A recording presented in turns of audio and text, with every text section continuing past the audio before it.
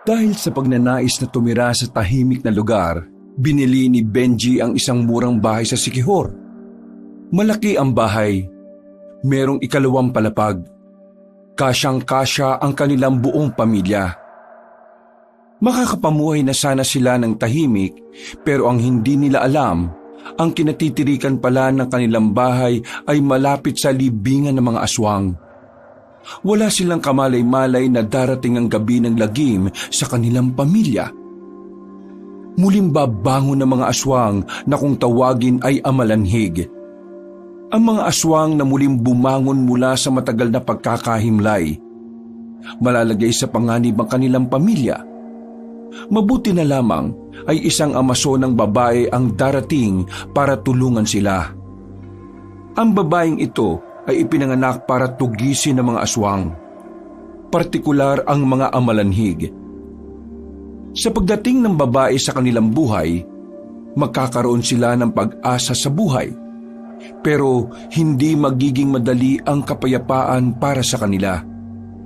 Dahil isang namumukod-tanging aswang ang makakaharap ng babae na siyang maglalagay sa kanila sa katiyakang panganib. Ano nga kaya ang mangyayari sa kanila? Kayanin pa kaya silang protektahan ng dalaga? O baka sama-sama na rin silang mamamatay sa lupain ng mga aswang?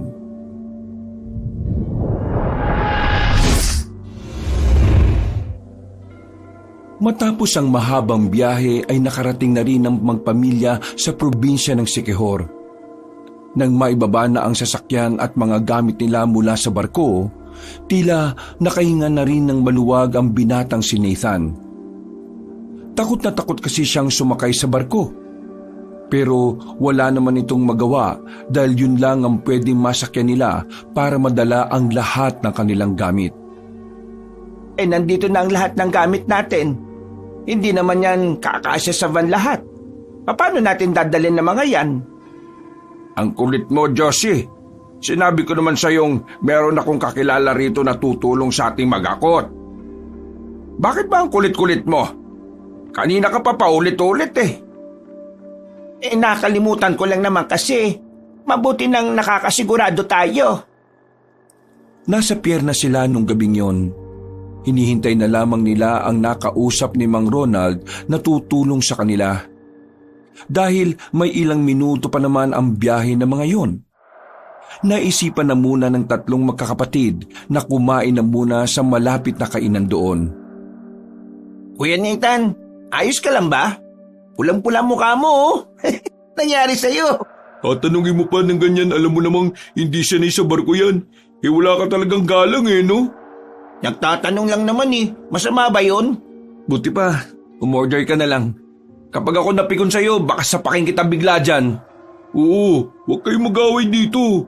Baka nakakalimutan nyo, hindi na to Maynila Siquijor na to.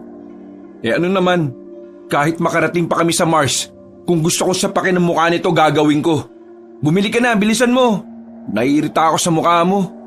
Oo na, ang pikon mo naman. Umayo na lamang si Owen at lumapit sa counter. Sila na lamang ang bukod-tanging customer sa malaking kantin na yon. Kaya naman, agad din naman silang nakakuha ng kakainin nila. Bilisan nyo kumain Nagbabantay sila papa at mama doon. Alam niyo ba ang chismis? Chismis na naman. Alalaki mong tao, hilig mo sa ganyan. Ay, hindi pala to chismis. Ang tawag pala rito ay Churi. Churi ng ano? Churi raw sa... May aswang. Ikaw talaga. Buwan ka na naman siguro, no? Nakarinig na naman siguro ng mga kwento galing sa mga kaklase niyang weirdo. Weirdo with glasses na walang ibang ginagawa kundi mag-aral lang. Hindi ko naman sinabi na totoo mga yun. Sasabihin ko lang naman kung ano yung mga nasagap ko sa social media. Hindi naman kasi lahat ng nababasa mo totoo. Matuto ka rin piliin yung mga kung anong paniniwalaan mo. Napakawalang kwenta ng pinag-share mo sa amin. Nanahimik na lamang ang binatang si Owen. Nang matapos na silang kumain, ay binalikan na rin nila ang mga magulang nila. Hindi rin nagtagal, dumating na rin ang kakilala ng kanyang ama na si Berto. May dalang malaking truck yun na siyang hahakot ng mga gamit nila. Kaya naman hindi na nila kinailangan pang magsakay ng kahit na anong gamit nila sa van.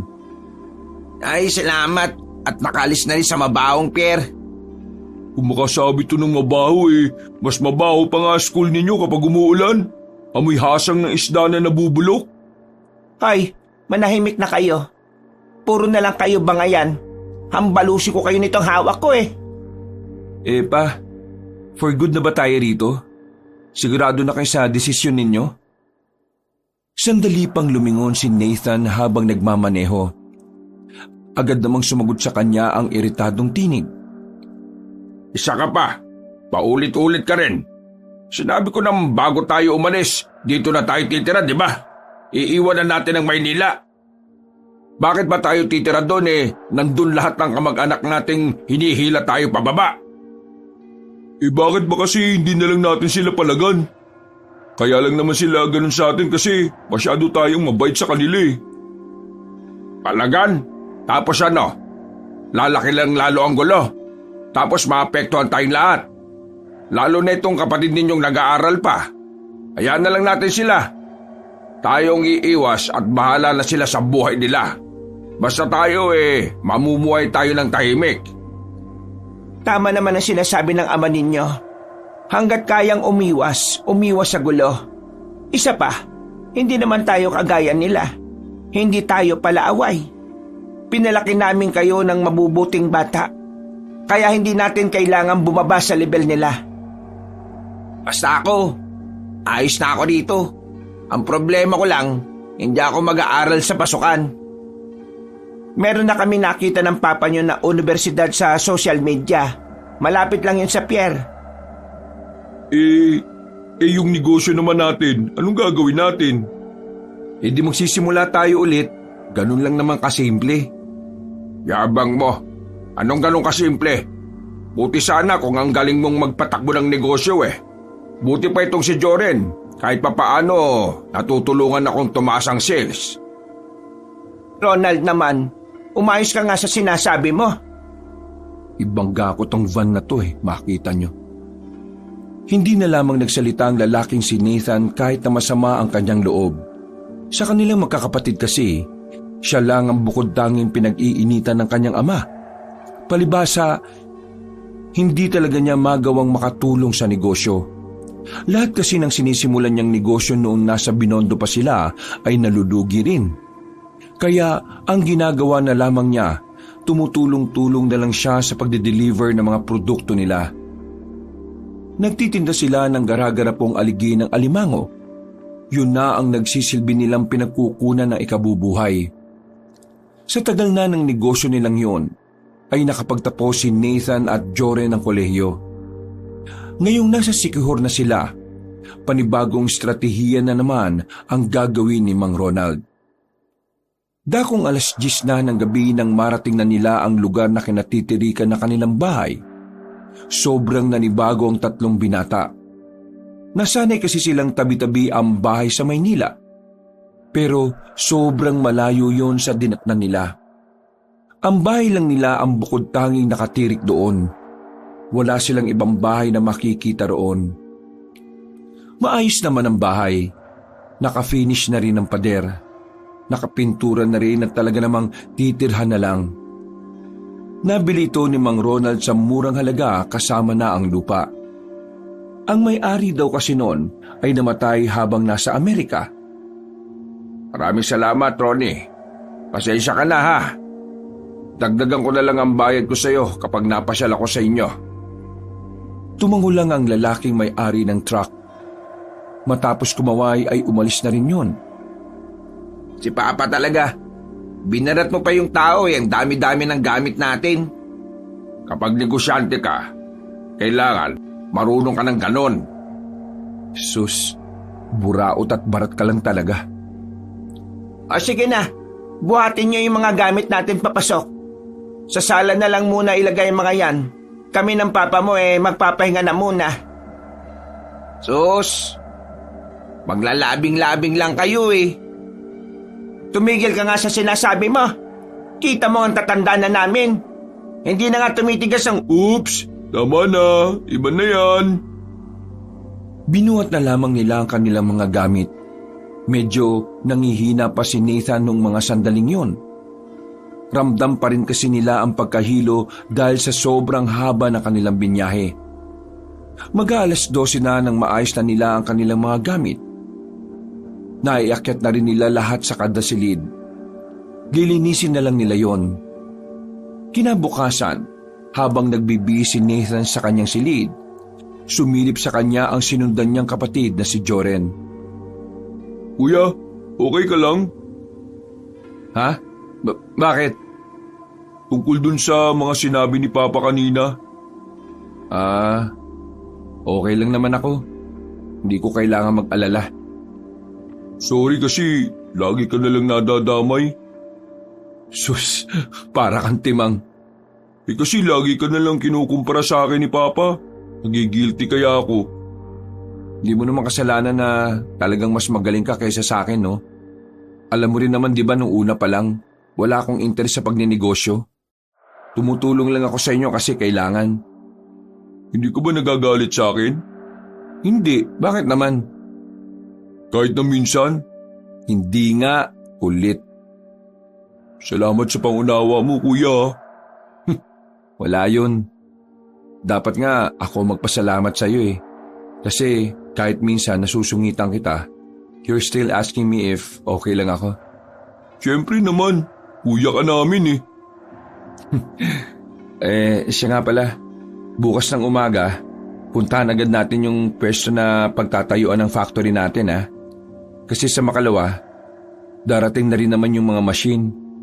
Sabi ni Papa lumang warehouse daw yun.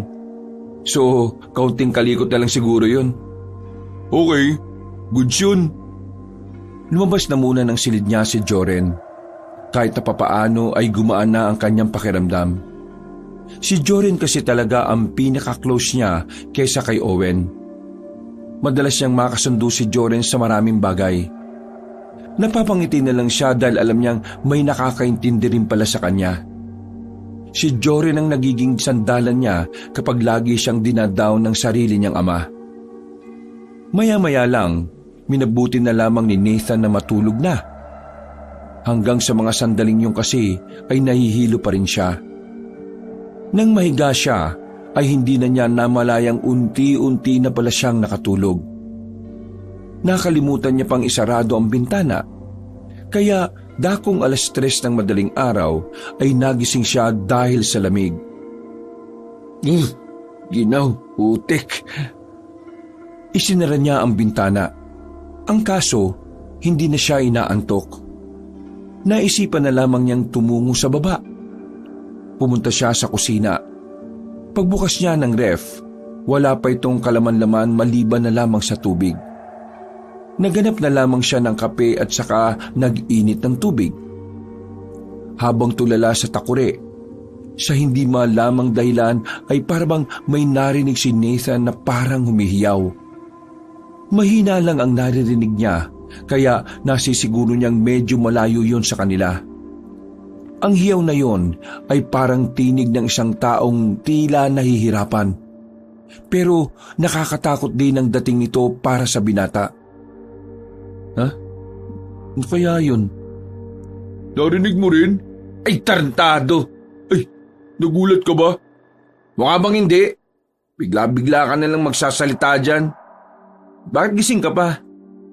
Kanina ko pa kasi naririnig yung parang hiyaw na yun Tingin mo, tao yun? Hindi ko nga alam Ngayon ko lang narinig. Alam mo yung hiyaw na parang nangingi ng tulong? Ganun yung naririnig ko. Baka lasing lang siguro yung naririnig natin. Lasing? Wala nga tayong nakikitang bahay na malapit sa atin Ewan ko. Hiya mo na. Mapapagod din yan. Oh, gusto mo ng kape? Oo, sabay mo na ako. Tumambay ang dalawa sa tapat ng bahay nila kung saan nakaparada rin ang kanilang van. Maya-maya lang din naman ay tumigil na ang naririnig nilang hiyaw. Kaya naman hindi na rin nila masyadong inintindi at binigyan ng kakaibang kahulugan yon. Nang sumapit na ang kinaumagahan, sakay ng van ay lumarga si Nathan at Jored. Hindi naman kalayuan ng factory mula sa bahay nila. Pero dahil tamad na tamad silang maglakad, ginamit na lang nila ang sasakyan. Pagdating nila roon, meron silang inabutang matandang lalaki na nagtatabas ng mga ligaw na damo. May kasama itong batang lalaki na sa pagkakatingin nila ay nasa 10 taong gulang pa lang. Mawalang galang na po, pero sino kayo? Kayo ba ang nakabili ng warehouse na ito? Opo, kami nga po. Kayo, sino po kayo? Ako yung kapatid ng dating may-ari ng warehouse na ito. Nandito lang naman kami para tanggalin yung mga ligaw na damo. Bilin kasi sa akin ng kapatid ko bago siya namatay linisin ang paligid ng warehouse para kapag gagamitin nyo na maganda na. Si Mang Eloy po namatay na? Nung nakaraan buwan lang kausap lang siya ng tatay namin Bago ito ay binenta ng kapatid ko sa inyo. May sakit na siya. Yung perang kinita niya rito, ginamit niya sa pagpapagamot. Pero wala rin namang nangyari. Hindi rin niya kinaya. Ganun po ba? Nakikiramay po kami. Ano pong pangalan ninyo? Ako si Pedring. Ito naman kasama ko yung apo ko, si Yang Yang. Magandang umaga po sa inyong dalawa, mga kuya. Magandang umaga rin sa iyo, Yang Yang. Ang bait mo naman. Tinutulungan mo ang lolo mo. Mang Pedring, hindi nyo na siguro kailangan gawin yan. Kasi hindi naman kasama yan sa binayaran namin Kami na lang po magkakapatid ang tatabas sa mga damo. Kaya nga po, mapapagod po kayo niyan Nako, ayos lang naman. Ginagawa ko ito kasi ito ang huling hiling ng aking kapatid sa akin. Baka multuin ako doon kapag hindi ko ginawa. Sige, ganito na lang po. Pagkatapos naming i-check ang loob, tutulungan po namin kayo. Kayo ang bahala. Pero maraming salamat kung ganon. Nginitian nila ang maglolo at saka dumiretso na rin sila papasok ng warehouse. May kalakihan ng warehouse na yon pero mahahalatang lumang-luma na.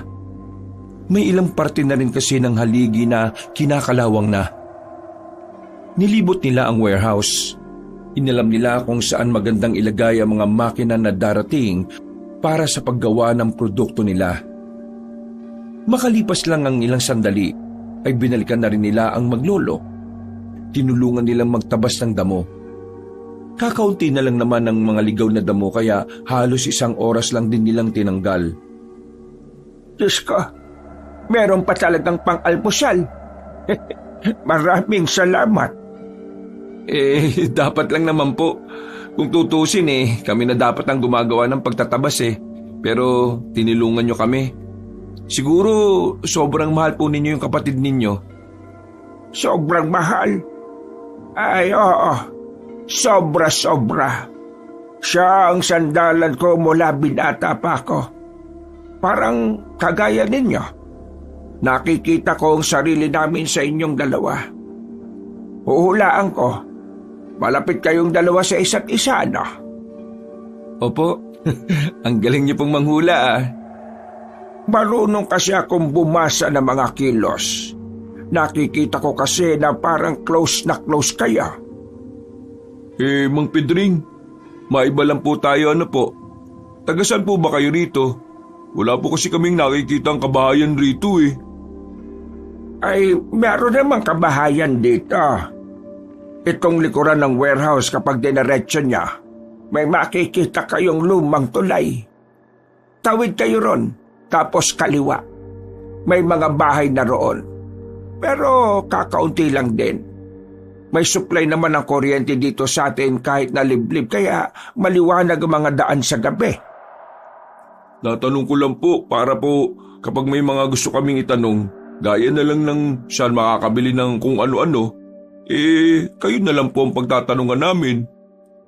Wala naman problema. Kung ayos nga lang sa inyo sumama kayo sa amin ngayon sa bahay Pakakainin ko kayo ng masarap na tinola.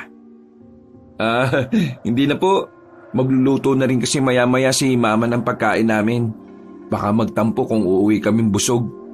Sa susunod na lang po, sigurado yan. Kung sa bagay, alam naman natin ang mga nanay, maramdamin ang mga yan. May tanong pa po nga pala ako. Bigla ko lang pong naalala eh. Ano ba yun, iho? Meron po ba kayong narinig kagabi na humihiyaw? Parang taong nahihirapan eh. Sa sinabing yun ni Joren, natahimik sandali ang matandang si Pedring. Siniko naman ni Nathan si Joren para sawayin. Para kasi kay Nathan, hindi yun ang tamang pagkakataon para pag-usapan ng mga ganoong bagay. Nako, pasensya na po kayo ha. Ito kasing utol ko minsan wala sa hulog eh. Kapag may naririnig kayong ganon, o mga tunog na hindi pangkaraniwan, huwag na lamang kayong lalabas ng bahay. Sa hindi malamang dahilan, bigla na lamang nagtindigan ng balahibo ng dalawa.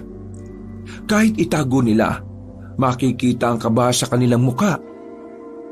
Ano pong ibig niyong sabihin? Hindi naman natin alam kung ano ang nasa paligid natin, hindi ba? Kaya tayo na lang ang iiwas. Paano? Kailangan na namin bumalik sa amin. Maraming salamat ulit sa inyo at sa pagkain, ha? Sige po. Maraming salamat din po. Inilalayan na ng batang si Yang Yang ang matanda. Naglakad na rin ang mga yon paalis. Sa puntong yon, parehong napaisip ang magkapatid sa sinabi ni Mang Pedring. Hindi nila maintindihan kung ano ang nais nitong tumbukin. Pero hindi nila maiwasang hindi kabahan. Baka naman tinatakot lang tayo ni Mang Pedring kasi bago tayo. Akala niya siguro gala tayo ng gala kaya ayun. Pwede rin naman na kaya niya sinabi yon. Para magpirmi tayo sa bahay kapag gabi. Mismo. Hayaan mo na nga. Sundin na lang natin yung sinasabi niya kasi siya naman ang taga rito eh. Matapos ang kanilang usapan, ay bumalik na lang ang dalawa sa van. Pagbalik nila sa bahay nila, galit na naman kay Nathan ang kanyang ama. Pagbaba pa lang nila ng sasakyan, ay sumalubong na kagad ito sa gate. Hindi ka talaga nag-iisip kahit kailan no? Alam mo nang gagamitin ko ang sasakyan kasi may kakausapin akong investor sa bayan. Dinala niyo pa talaga yung sasakyan. Pa, pinunta namin yung warehouse. Diyos ko! Pwede niyong lakarin eh. Sumakay pa kayo. Ang tatamad niyo naman. Ikaw ang kuya. Dapat ikaw ang may common sense. Kahit kailan talaga di ka maasahan. Akin na kayo susi. Alis na ako. Pambihira. Late na ako Napapailing na lamang si Nathan ng mga sandaling yon. Kahit na nararamdaman na naman niya ang inis para sa kanyang ama, ay hinayaan na lamang niya. Pero hindi niya talaga maintindihan kung bakit parang lagi na lang mainit ang ulo nito. Kahit na wala naman siyang kapalpakan, lagi itong iritado sa kanya. Tinapik na lamang siya ni Joren sa balikat. Pumasok sila sa loob ng bahay at naupo sa sofa. Nung araw na yon, buong maghapon nang sira ang araw ni Nathan. Hindi niya magawang ngumiti. Ayaw na rin niyang magsalita dahil baka makahanap na naman ng pagkakataon ng kanyang ama para magalit sa kanya. Lumipas pa ang ilang araw. Maayos na rin ang warehouse. Naroon na rin ang mga makina at gumagana lahat. Malinis na rin ang loob. Ang kulang na lang para makapagsimula ng operasyon ay ang mga tao. Pero ilang araw na silang naghahanap ng mga trabahador. Pero kahit ni isa ay walang may gustong mag-apply. Kahit taasan pa nila ang pasahod, walang pumapatos. Hindi malaman ni Mang Ronald kung ano ba talaga ang problema. Kaya lalo na naman itong naiirita.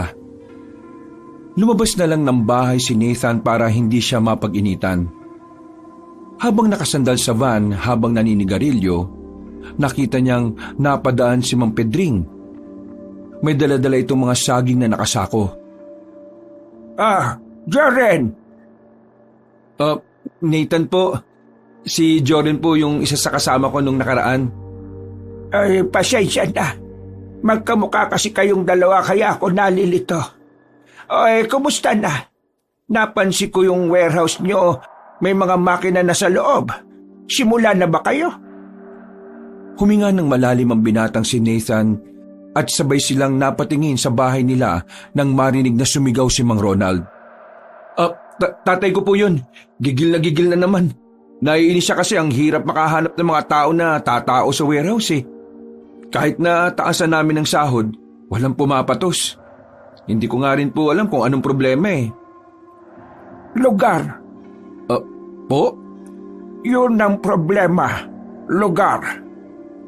Dahil ba nasa probinsya? Hindi. Dahil sa mismong kinalalagyan ng warehouse. Ano naman pong problema dun? Nasabi na ba sa iyo ng papa mo na ayaw talagang ibenta ng kapatid ko ang warehouse sa kanya? Wala naman pong nasabi. Teka, akala ko ba gustong ibenta ng kapatid mo ang warehouse kay Papa? Walang balak ang kapatid kong ibenta ang warehouse. Gusto na lang niya sana na abandonahin. Ang kaso nga, nagkasakit siya. Tapos itong papa mo, pinilit siya ng pinilit. Sinabihan na siya ng kuya na hindi nga maganda ang pwesto. Pero itong papa mo ang mapilit. Desperado na siya sa warehouse. Tinamad na yatang humanap ng iba. At saka siguro kaya nagpumilit ang papa mo. Kasi malapit dito ang bahay ninyo. Ibig sabihin, pinilit lang talaga ni Papa ang kapatid nyo? Oo. Ginamit na lang din ng kapatid ko kasi kailangan niya ang perang pampagamot. Ano ba kasing meron? Kapag sinabi ko ba sa iyo ay maniniwala ka? Sandaling nanahimik si Nathan. Nakatingin lang siya sa mukha na matandang si Pedring. Seryoso ang mukha nito. Bagay na nakakadagdag sa kuryosidad ng binata. Interesado si Nathan kaya kahit medyo nawiwirduhan, itinuloy niya ang usapan. Sige po, sabihin niyo po. Padabog na bumukas ang kanilang pintuan at lumabas ang kanyang amang si Ronald. Nathan! Ano ba ginagawa mo dyan sa labas? Sa halip na tinutulungan mo kami mag-isip nakikipagkwentuhan ka ba dyan? Napakawalang kwenta mo. Oo na po, papasok na ako. Wala talaga kayong pinipiling pagkakataon no? Anong sabi mo? Nakita niyo naman pong may kinakausap ako, sinisigaw-sigawan niyo ako ng ganyan. Anong tingin niyo sa akin, bata? Ano ba naman kayo? Huminahon nga kayo? Etong awatin niyo si Papa. Lagi na lang tong galit sa akin kahit na wala naman akong ginagawang masama. Paano hindi magagalit sa'yo? Sumasakit na ang ulo ko kakaisip paano makakahanap ng mga tauhan sa factory.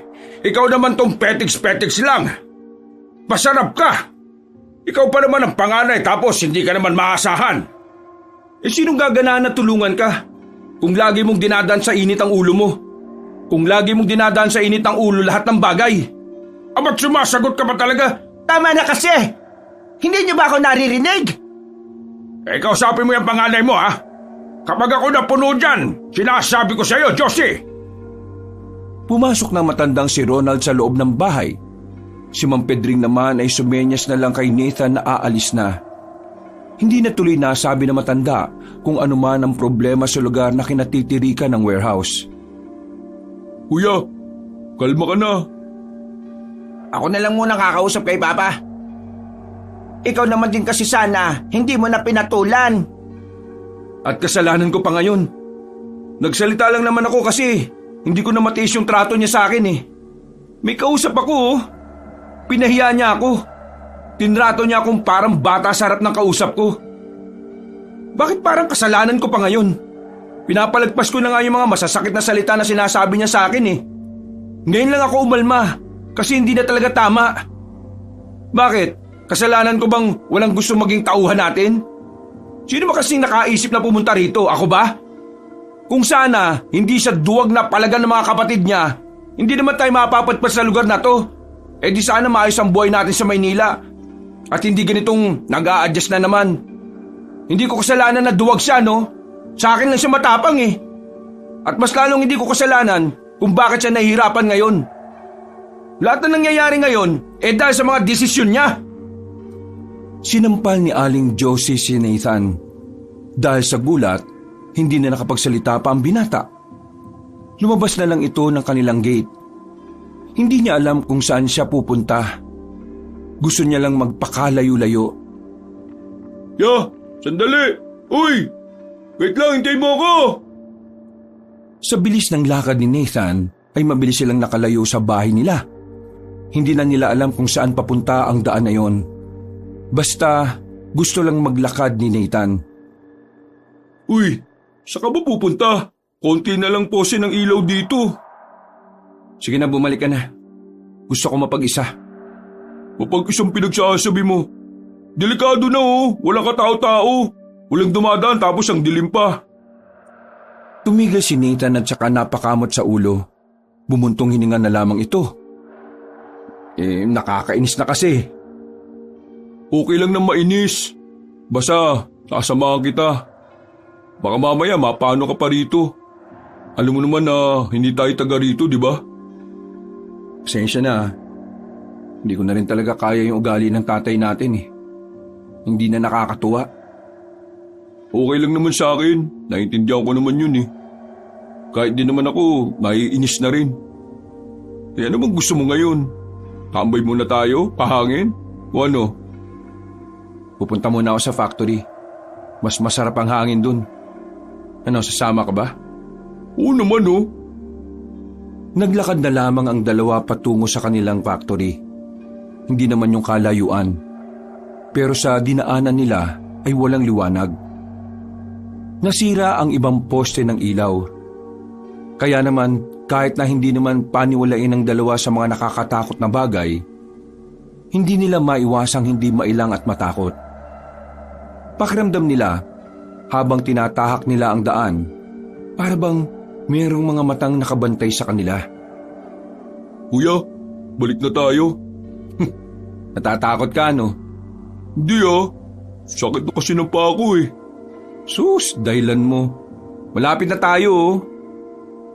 Nang matanong na nila ang factory ay medyo nabawasan na rin ang kanilang kaba. Maliwanag na roon dahil iniiwan talaga nilang bukas ang ilaw sa labas. Umupo na muna sila sa gilid. Dumukot ng sigarilyo si Nathan at saka lighter. Akala ko ba tumigil ka na sa ganyan? Nakaka-stress lately.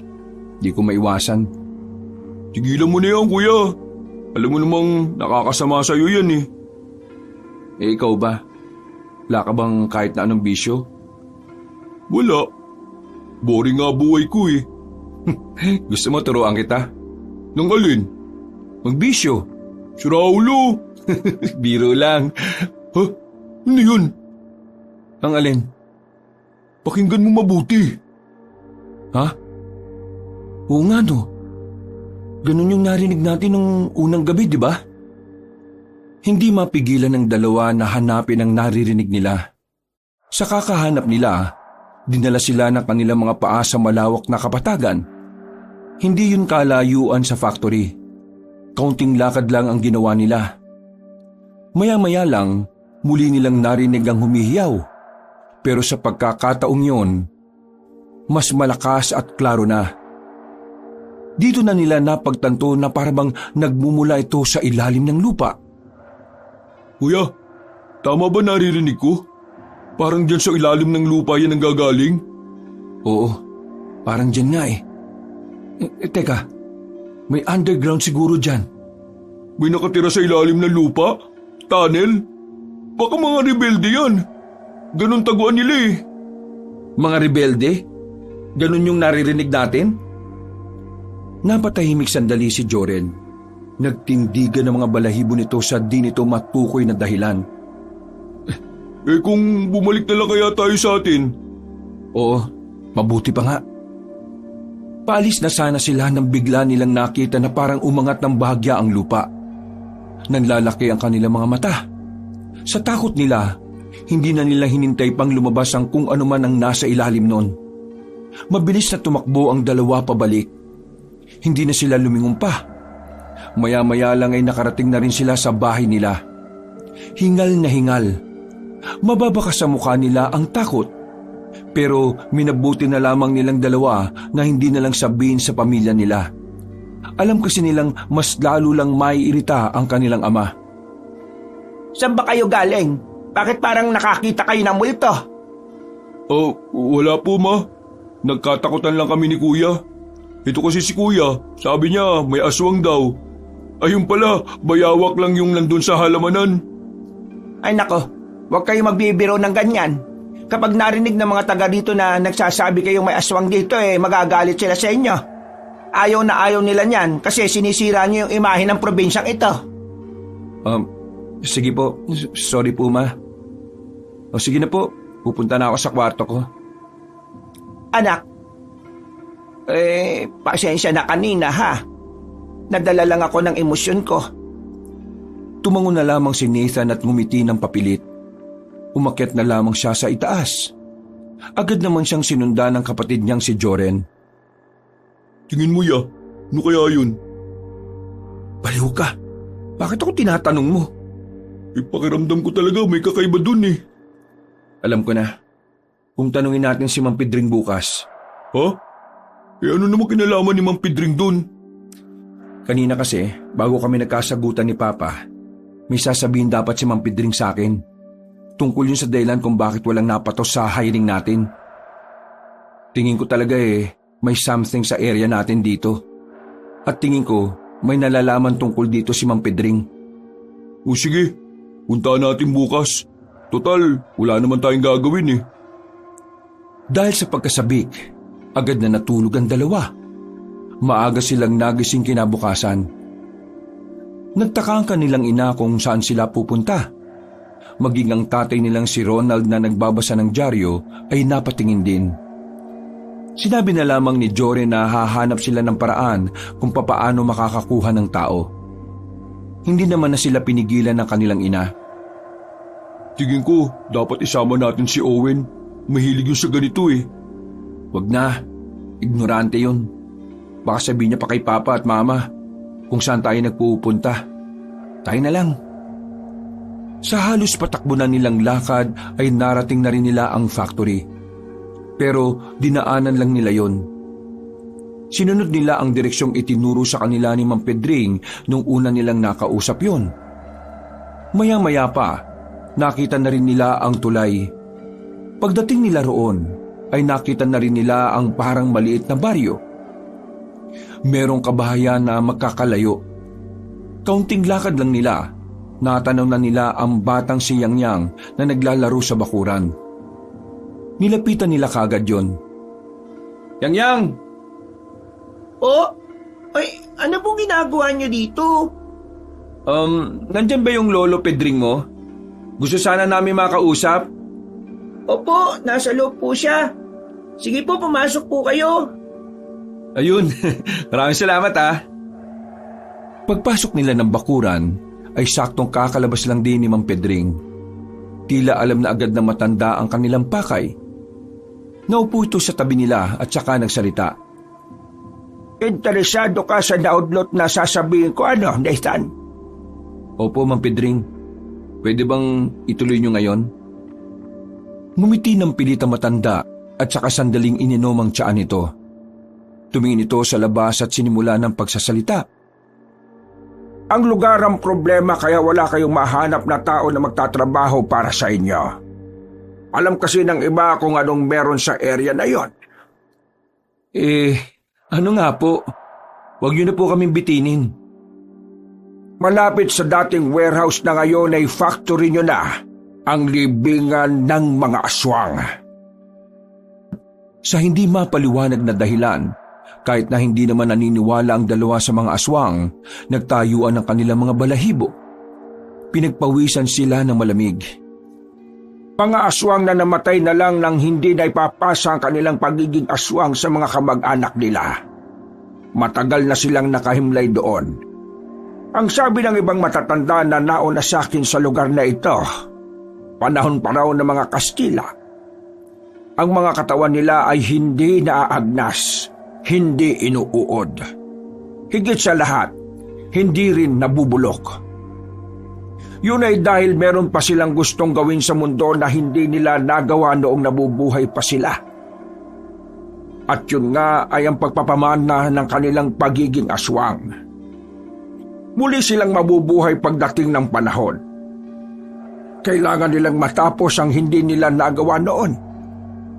Kapag hindi pa rin nila nagawa yun ngayon, maghahasik sila ng lagim. Ang mga tao ang pagbubuntungan nila.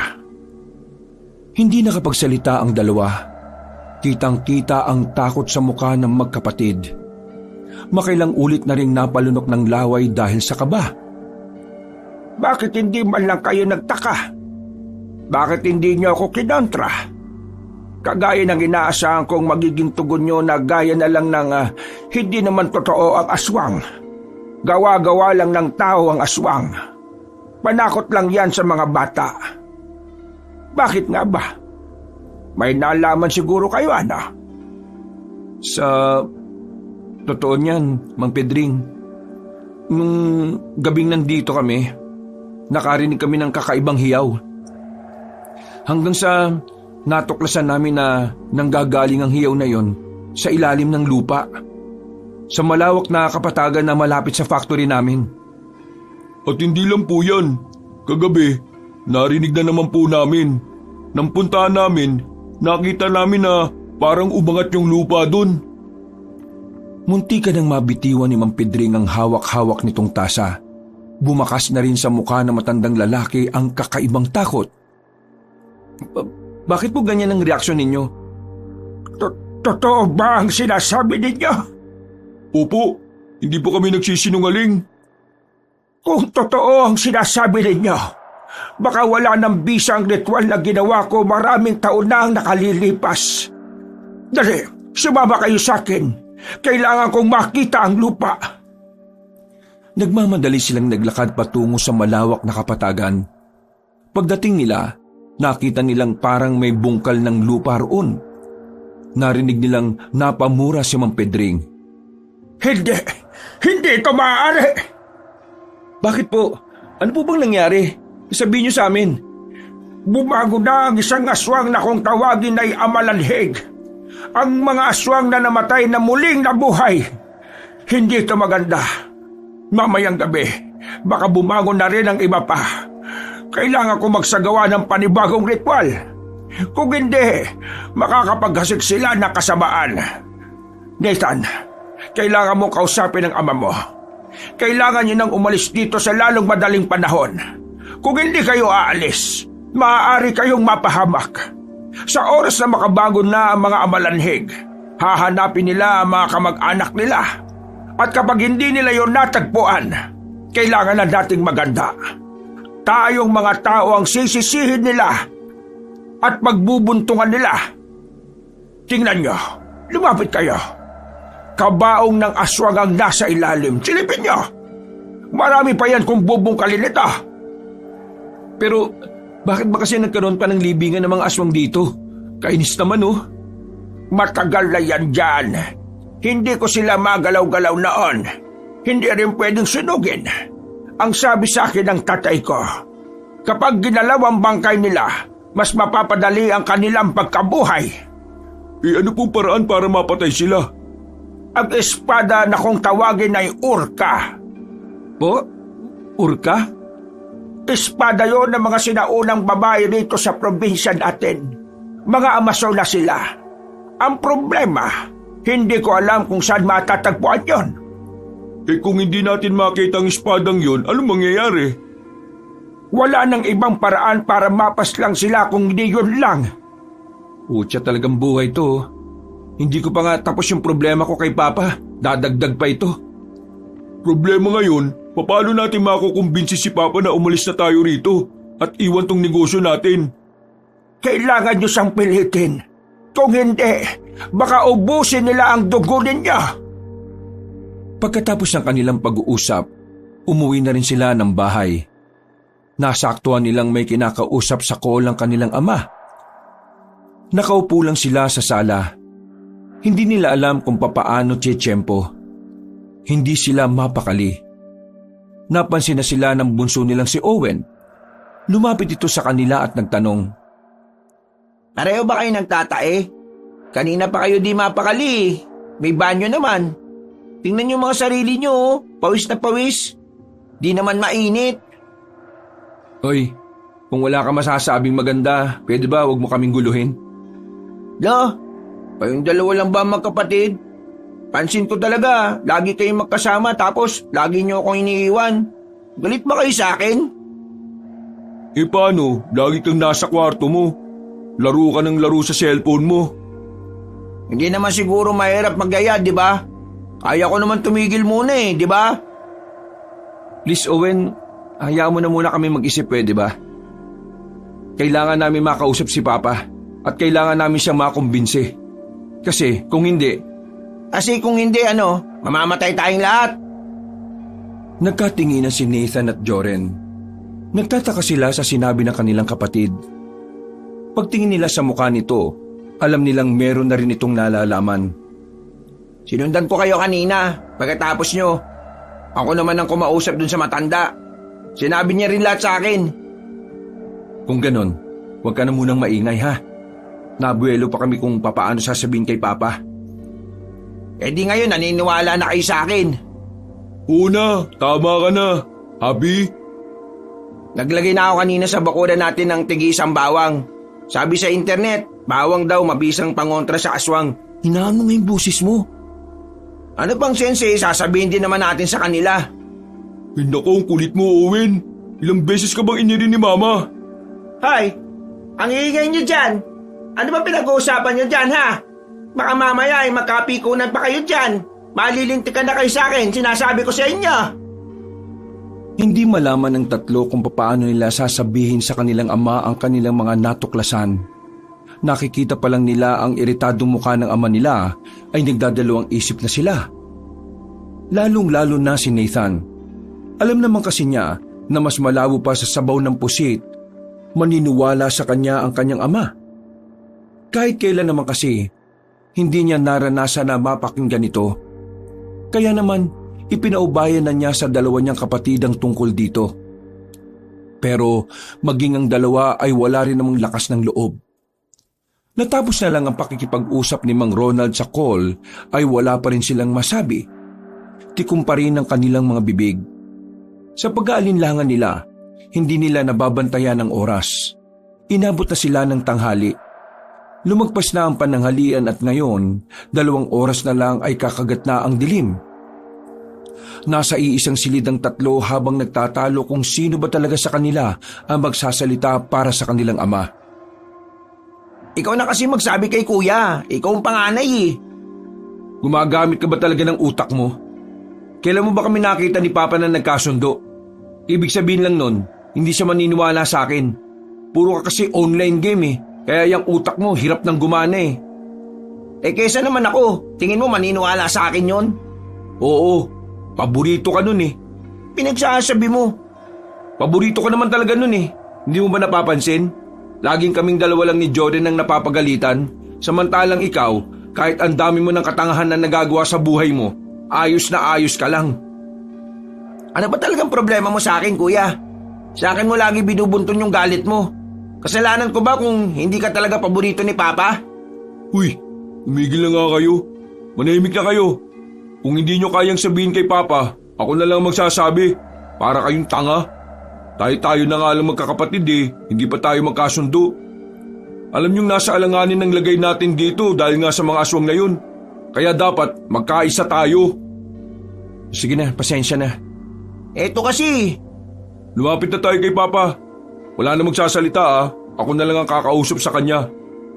Anong oras na? Mag-alas 6 na. Sabi ni Mang Pedring, gabi babangon yung mga nasa libingan ng mga aswang. Sabay-sabay silang lumabas ng silid.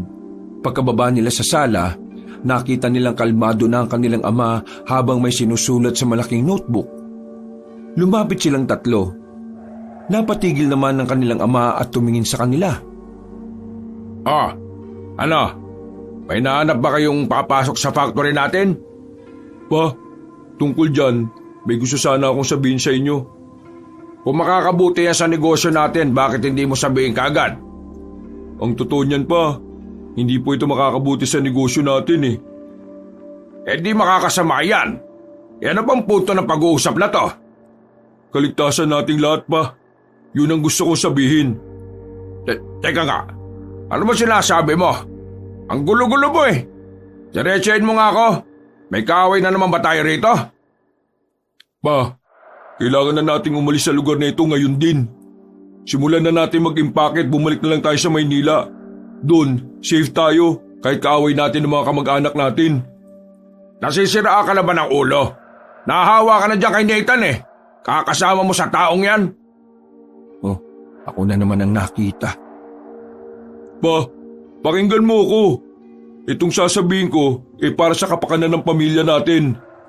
Pa, may mga aswang dito sa area na ito. Nakalibing sila at unti-unti na silang nabubuhay ulit. Kapag hindi nila nahanap ang mga kamag-anak nila, tayo mga tao ang pagbubuntungan nila. Mga amalanhigang tawag sa mga aswang na yon. Mababangi sila pa. Kapag hindi tayo umalis dito, payayari tayong lahat. Mamamatay. Malahimik ka nga! Sa galit ng kanilang ama, ay naibato nito ang ballpen at ang sinusulatan nitong notebook sa kanila. Tila nanlilisik ang mga mata nitong nakatingin kay Joren. Parang kakaunti na lang, masasapak na nito ang binata kahit yun pa ang paborito nitong anak. Joren, tinatarantado mo ba ako? Pa, nagsasabi ako na Sagutin mo ako! Tinatarantado mo ba ako? Pa, hindi. Eh yun naman pala eh. Ano tong pinagsasabi mo ha? Anong nangyayari sa utak mo? Ano na naman ba pinagsasabi sa ng kuya mo? At bakit yan mga lumalabas sa bibig mo parang siraulo? Pinagsasabi mong aswang. Nakatira ka ba ha? Hindi normal na sinasabi ng isang tao yan eh. Kung hindi ka kumbinsido, sasamahan ka namin doon sa sinasabi naming libingan ng mga aswang. Makikita mo rin yung bungkal na lupa kung saan bumaunang... Isang malakas na sampal ang natanggap ni Joren mula sa kanyang ama. Nagulat si Nathan at Owen. Hindi nila inakala na magagawang sakta ni Mang Ronald ang pinakapaborito niyang anak. Agad namang inawat ni Nathan ang kanyang ama. Hinila si Joren palayo at siya ang humarap dito. Kung hindi mo kayang paniwalaan ang sinasabi ni Joren, huwag ka nalang manakit. Yun na lang ang maganda mong magagawa para sa anak mong walang ibang inisip kundi tulungan ka. Sa sinabing yun ni Nathan ay natameme ang kanilang ama. Tila sinampalito ng mga salita. Dahil wala rin naman silang mapapala sa pakikipag-usap sa matanda, lumabas na lamang sila ng bahay. Naisipan nilang puntahan na lamang si Mang Pedring habang meron pa silang oras. Ilang minuto na lang ay sasapit na ang 6:00. Nang marating nila ang bahay ni Mang Pedring, kita nilang may mga inihahanda ng gamit ang maglolo. Nang akalain nilang aalis na ang mga yon, ay agad silang lumapit. Mang Pedring, aalis na ba kayo? May alam ba kayong mapupuntahan na medyo ligtas? Hindi kami aalis. Naganda kami ng apo ko sa posibilidad na pag-atake ng mga amalanhig mamayang gabi. Lalabanan yung mga aswang? Yun ang kailangan naming gawin. Bilang isang dating albularyo, tungkulin ko pa rin na protektahan ng mga tao laban sa kanila. Sumama na lang po kayo sa amin, Mang Pedring. Meron kami sasakyan. Aalis tayo ngayong gabi bago pa sila makabangon lahat. Hindi ako maaaring umalis. Hindi ko maaaring iwan ang lugar na ito. Dahil ako lang ang nag-iisang magtatanggol dito. Isa pa, kasalanan ko kung bakit sila bumabangon ngayon. Masyado kong naging kampante. Akala ko'y hindi darating ang araw na ito, kaya iniwan ko ang pag-aalbularyo. Ngayong nagbabalik na sila, kailangan kong itama ang pagkakamaling nagawa ko. Paano nyo sila lalabanan? Dalawa lang kayo, matanda ka pa. Bata naman tong si Yang Yang. Ako na ang bahala roon. Basta kayong magpamilya, kayo ang dapat umalis. Madadamay pa kayo sa sumpa ng lugar na ito. Sige na, maganda na kayo. Iandaan nyo na ang pag-alis ninyo. Kapag sumapit na ang dilim, hindi na natin alam kung kailan sila pupunta sa atin. Kaya mas mainam nang umalis kayo kaagad. Nagmamadali silang bumalik ng kanilang bahay. Sinabi na nila sa kanilang ina ang tungkol sa mga nangyayari, ngunit kahit si Aling Josie ay hindi rin kumbinsido. Kahit na naniniwala naman ito sa mga aswang, hindi ito basta-basta naniniwala kung sabi-sabi lang. Kaya nagagalit sa inyong ama ninyo eh. Puro kayo kalokohan. Ma, hindi kami gumagawa ng kalokohan. Totoo ang sinasabi sa amin. Mula doon sa kwento naming naririnig namin na may nahiyaw, hanggang doon sa libingan ng aswang ay totoo. Walang imbento doon. Bakit bang hirap niyong maniwala sa mga anak ninyo? Kailan ba kayo maniniwala? Kapag may namatay na sa atin? Mama, ikaw na lang ang pag-asa namin para makumbinsi si Papa na umalis tayo ngayon. Ilang minuto na lang gabi na. Sumasapit na ang gabi. Wala na tayong oras. Mama, ako na ito si Owen, yung anak niyong hindi marunong magsinungaling mula bata pa. Ngayon sinasabi ko sa inyo, totoong sinasabi nila kuya. Bumuntong hininga ang kanilang ina. Medyo naging kalmado na rin ito. Hindi pa man ito 100% kumbinsido, pero sinubukan na nitong pakinggan ang sinasabi ng 3 binata. Oo na. Sabihin na natin totoo ang sinasabi ninyo. Pero anong gagawin natin sa ama ninyo? Iwan na natin.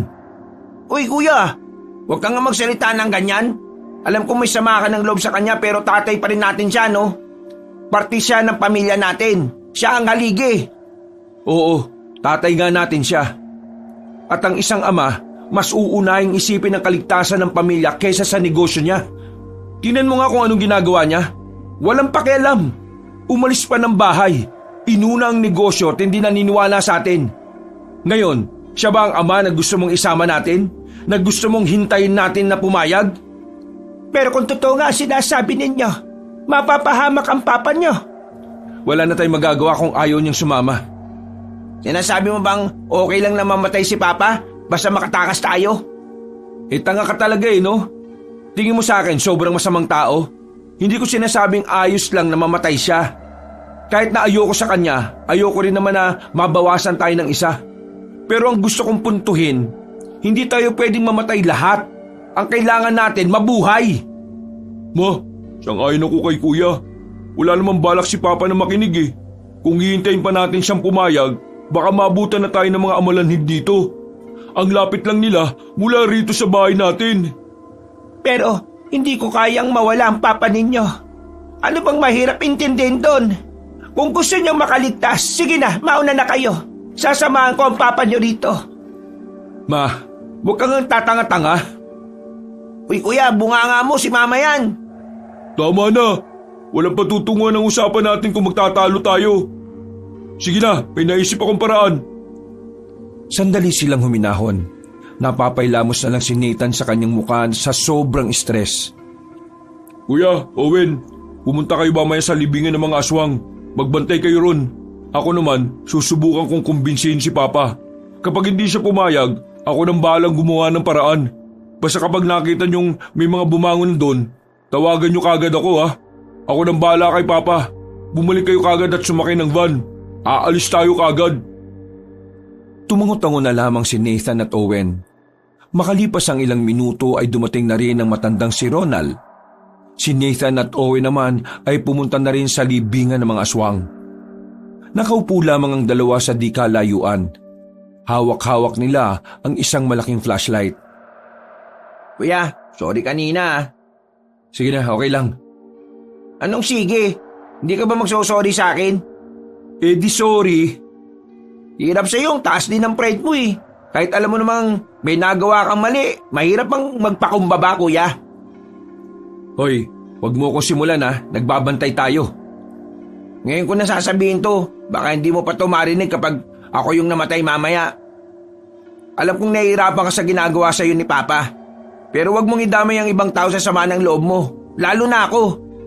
Wala naman akong kasalanan sa'yo eh, di ba? Kanina binastos mo pa si Mama. Nagbabago na ugali mo kasi dahil dyan sa sama ng loob mo. Hindi ka naman dating ganyan eh. Oo, naiintindihan ka naman namin dahil di kayo okay ni Papa. Pero kuya, ikaw ang pangalawang haligi ng tahanan natin. Kailangan mo maging maayos. Hindi ka ba nahihiya kay Kuya Joren? Parang mas matanda pa siya sa'yo eh. Wala kang alam kaya huwag kang magsalita, pwede ba? Yun ang problema. Wala akong alam. Wala kaming alam. Kasi, alam mo kung bakit? Kahit kailan, hindi mo naman kami pinagkatiwalaan na pakinggan ang hinaing mo eh. Hindi ka nagsasabi ng problema mo. Kaya kami, nanguhula. Kuya, maikli lang ang buhay. Huwag mong sayangin ang buhay mo. Kung ayaw sa'yo ni Papa, bahala siya sa buhay niya. Basta kaming tatlo, gusto ka namin. At wala kaming sama ng loob sa'yo kahit na ang sungit mo lagi. Lalo na sa akin na wala namang ginagawang masama. Bumuntong hininga na lamang si Nathan. Nakaramdam siya ng kaunting konsensya sa kanyang kalooban. Hindi niya inaasahan na gano'n na pala ka-mature ang pag-iisip ni Owen. Ano? Magkakaayos ba tayo o hindi? Baka mamaya, ito na pala ang uling pagkakataon na makakausap mo ako. Hindi natin alam. Malay mo, mamatay o Sige na, sorry na. Sorry na. Kung ikaw na pagbubuntunan ko. Sorry. Paano ba naman kasi naiinggit ako sa'yo? Ikaw kasi, paborito ka. Kayo ni Joren. Ako, hindi. Kami? Paborito? Akala mo lang. Wala ka talagang alam kuya no? Pero hayaan mo na. Isipin na lang natin na walang paborito sa atin. Ang isipin natin kung paano mas titibay ang samahan nating tatlo. Tayo na lang. Uy, ano yun? Nanlalaki ang mga mata nilang dalawa nang makarinig sila ng mga hiyaw na nagmumula sa ilalim ng lupa. Nakita na rin nilang tila umaangat ang lupa na parabang anumang oras ay may babangon na mula roon. Sa sobrang pagkawindang ay sandali pa nilang minasdan yon. Hanggang sa nakita na lang nilang may lumalabas ng kamay sa lupa. Nasundan pa yon sa kabilang parte. Uy, kuya! Tawagan mo si Kuya Joren, bilis! Nagmamadaling kinontak ni Nathan ang binatang si Joren at agad din namang yung nakasagot sa kanyang tawag. Joren, bumabango na sila! Nadapa pa si Owen nang simulan na nilang tumakbo. Binalikan ito ni Nathan at saka hinila paalis. Pagdating nila sa bahay, naabutan nilang nakikipagtalo pa si Aling Josie kay Mang Ronald. Talagang ayaw makinig sa kanila na matandang lalaki. Kaya naman napilitan na si Jory na gawin ang binabalak niya. Sorry ah. Ha? Bigla na lamang siniko ni Joren sa batok ang kanyang ama. Dahil dito ay agad na nawalan ng malay si Mang Ronald. Diyos ko ka! Anong ginawa mo sa papa mo? Natutunan ko sa kaibigan kong criminology. Shape yan. Mamaya magigising din kagad si Papa. Owen, tulungan mo ako magbuhat. Kuya Nathan, ikaw na bahala sa dalawang maleta na yan ha. Nandyan na lahat ng mga mahalaga nating gamit. Inila na ni Nathan ang dalawang maleta at saka lumabas na rin sila ng bahay. Nang papasok na sana sila sa sasakyan nang mapansin ni Nathan na flat ang gulong nila. Wisit, flat yung dalawang gulong sa harap. Ha? Kakapalit lang namin ni Papa ng gulong nung nakaraan ah. Kuya Joren, flat nga. May butas ba to? May sumabutahe sa atin. Ano na? Hindi na ba tayo makakaalis? Balik sa bahay! Balik! Wala tayong masasakyan! Wala silang pagpipilian ng mga oras na yon. Pumasok na lang sila ulit sa kanilang bahay at isinara ang lahat ng pinto at bintana. Sa sala lang sila lahat tumambay. May mga hawak na rin silang tubo at itak. Noong mga sandaling yon ay hindi mapakali ang kalooban nila. Lalo na't naririnig na nila ang sunod-sunod na hiyaw ng mga aswang. Pambira, pinatulog ko pa si Papa. Hindi rin naman pala tayo makakaalis. Pero sino naman kayang siraulong magpa-flat ng gulong natin? Wala na tayong magagawa dyan. Ituon na lang natin ang atensyon natin sa mga paparating na aswang. Maya-maya lang, sigurado kong nandito na sila. Makalipas pa ang isang oras, naging tahimik lang ang mga sandali. Pero kahit na wala pang nangyayari, hindi naman naging kampante ang magkapatid. Nakasilip sila sa siwang ng bintana. At kung minsan ay tumitingin-tingin din sila sa itaas. Balita, wala pa rin ba? Ewan ko kay Owen, siya yung nasa itaas eh. Umakyat si Nathan sa ikalawang palapag. naabutan niyang nakatulala si Owen habang nakatingin sa malayo. Nang idako rin ni Nathan ang kanyang tingin doon, nakita na niya ang mga aswang na mabagal na gumagapang. Tuwid na tuwid ang mga bintino na parang hindi kayang itupi. Diretso lang din ang lakad ng mga yon. Kuya, tingin ko, ayan na sila. Tulungan mo ako, dali! Dali! Harangan natin tong balkonahin ng kabinet para di sila makapasok. Pinagtulungan nilang iusog ang kabinet. Pagkatapos ay agad na rin silang bumaba sa sala. Nang sabihin na nila ang tungkol sa mga paparating na aswang, tila nanlambot ang kanilang ina. Ang kanilang ama naman ay walang kamalay-malay. Masarap ang tulog nito sa sofa. Owen, dali mo si Mama sa stockroom natin, dali! Kami na muna ni Jory ng bahala rito. Sigurado ba kayo? Oo, ang mahalaga si Mama. Protekta mo si Mama. Pumwesto na sa pintuan ng binatang si Nathan at Joren. Mga ilang sandali lang, nakarinig na lang sila ng mga angil. Nang sumilip sila ulit, nakita nila ang tila mga bangkay na muling nabuhay. Nakakapanayo ng balihibo ang kanilang mga itsura. Dahil sa kaba, pinagpapawisan ng malamig ang dalawa. Lalong humigpit ang hawak nila sa tubo at itak. Huminga sila ng malalim, hanggang sa napadistansya sila sa pintuan nang makita nilang kumalubog na yon. Pagtingin nila sa bintana, nakita nilang binabangga-bangga yun ng mga amalanhik.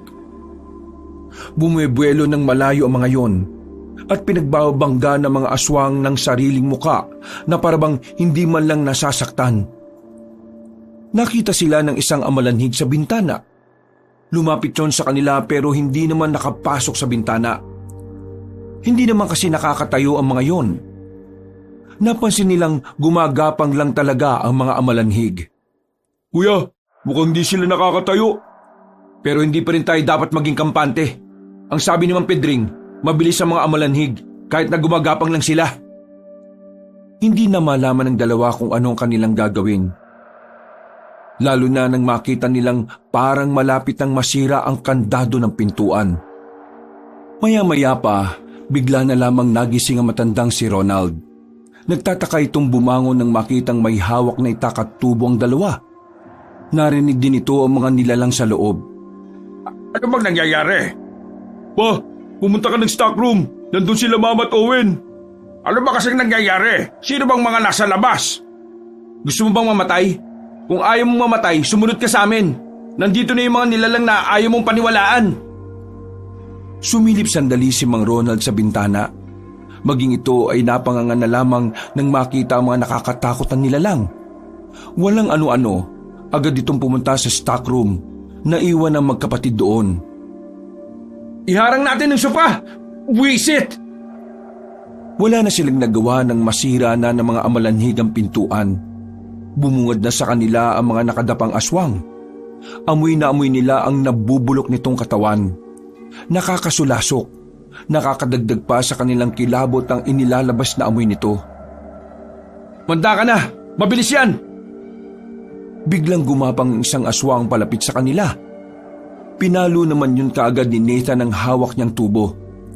Napatigil lang yon, pero wala namang nangyari.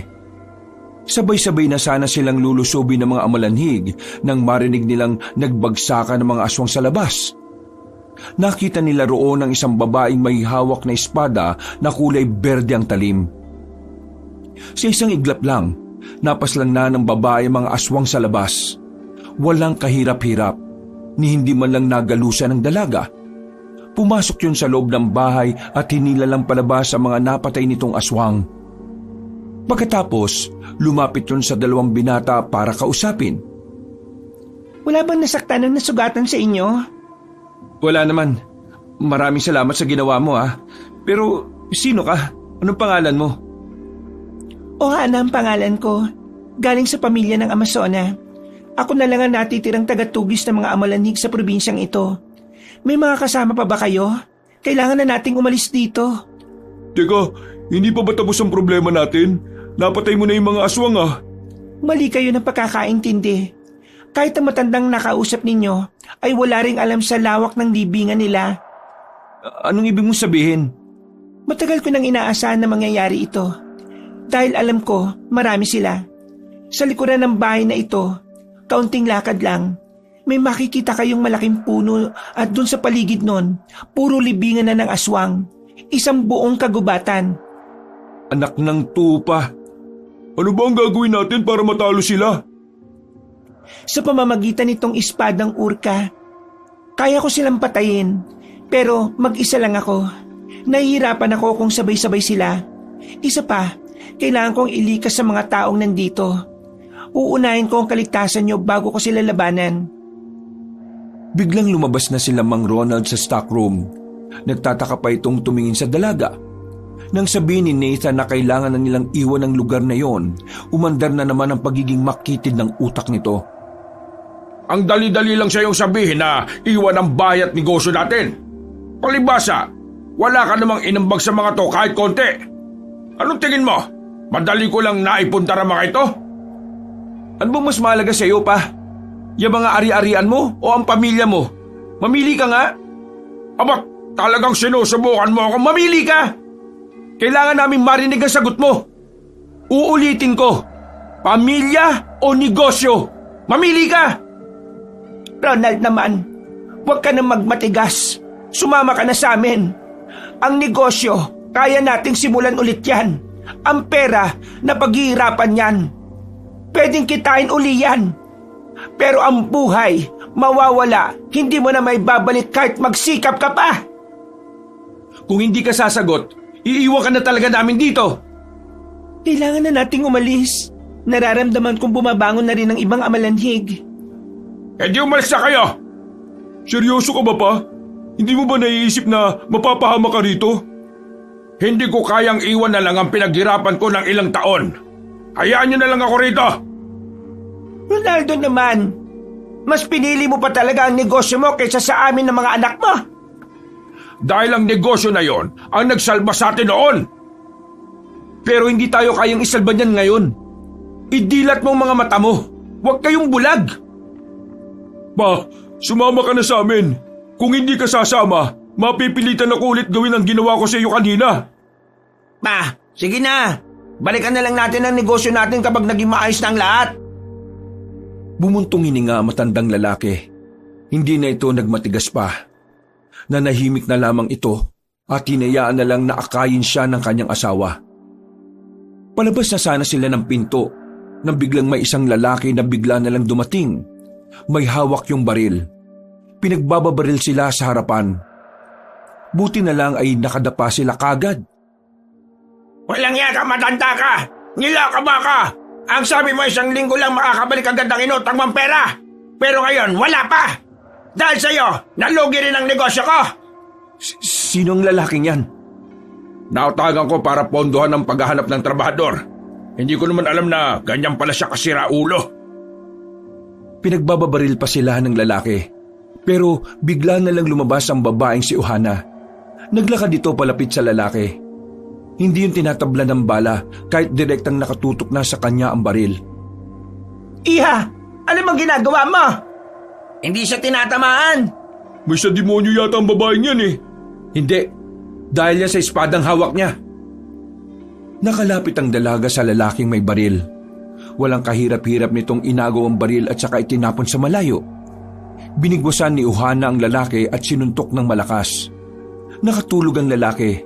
Nawindang naman ng buong pamilya sa kanilang nakita. Wala na ba kayong reserbang gulong para magamit itong sasakyan ninyo? Wala na. Yan na lang eh.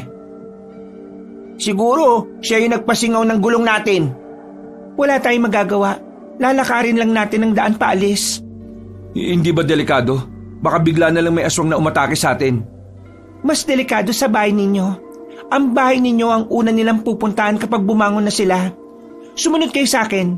Walang hiwalay kahit na anong mangyari. Sinimulan nila ang paglalakad. Nasa gilid lamang sila ng kalsada.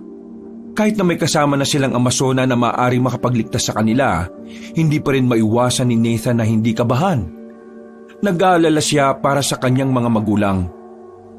Lalong-lalo na ang kanyang ina na hindi naman sanay sa mga tensyonadong sitwasyon.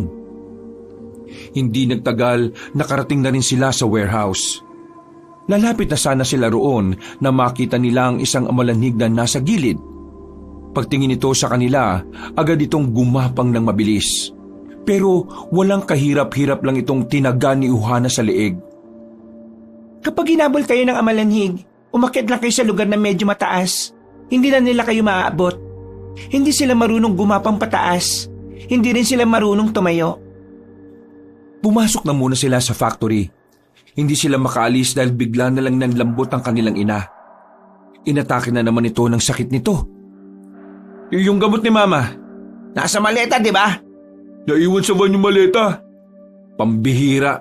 Sige na, dito lang kayo. Babalik ako. Kukunin ko yung gamot ni Mama. Susama na ako. Hindi, ako na. Ikaw na lang makasikaso kay Mama. Ikaw yung marunong eh. O sige, mag-ingat kayo ah. Sandali. Bakit, miss? Dali niyo ito. Inabot ng babaeng isang maliit na supot ng telang itim. May lamang itong mga maliliit na bato sa loob. Para saan to? Matapang ang amoy niyan para sa mga aswang. Kapag dala niya yan, mas maamoy nila yan kaysa sa inyo. Makakatulong yan para hindi nila kayo kagad makita o maramdaman kapag nagtatago kayo. Sige, maraming salamat. Dala ang itak ay lumabas na rin ng factory ang magkapatid. Aminadong kabadong-kabado sila noong mga sandaling yon. Hindi nila sigurado kung ano ang mangyayari sa kanila sa mga sandaling yon. Ang tanging alam lang nila, kailangan nilang mabuhay para sa kanilang ina. Bilisan mo! Ang bagal mo eh! Kuya, naririnig ko na sila. Mukhang ang dami na nila. Kaya nga bilisan mo eh! May oras pa tayo. Hindi naman agad sila gagala sa lugar natin. Maghanap pa yan sila ng mga kamag-anak nila. Sa bilis ng takbo ng dalawa, narating na rin nila ang kanilang bahay. Sa harapan nito ay naroon ang van na kaagad din naman nilang pinasok. Kinalkal nila ang maleta.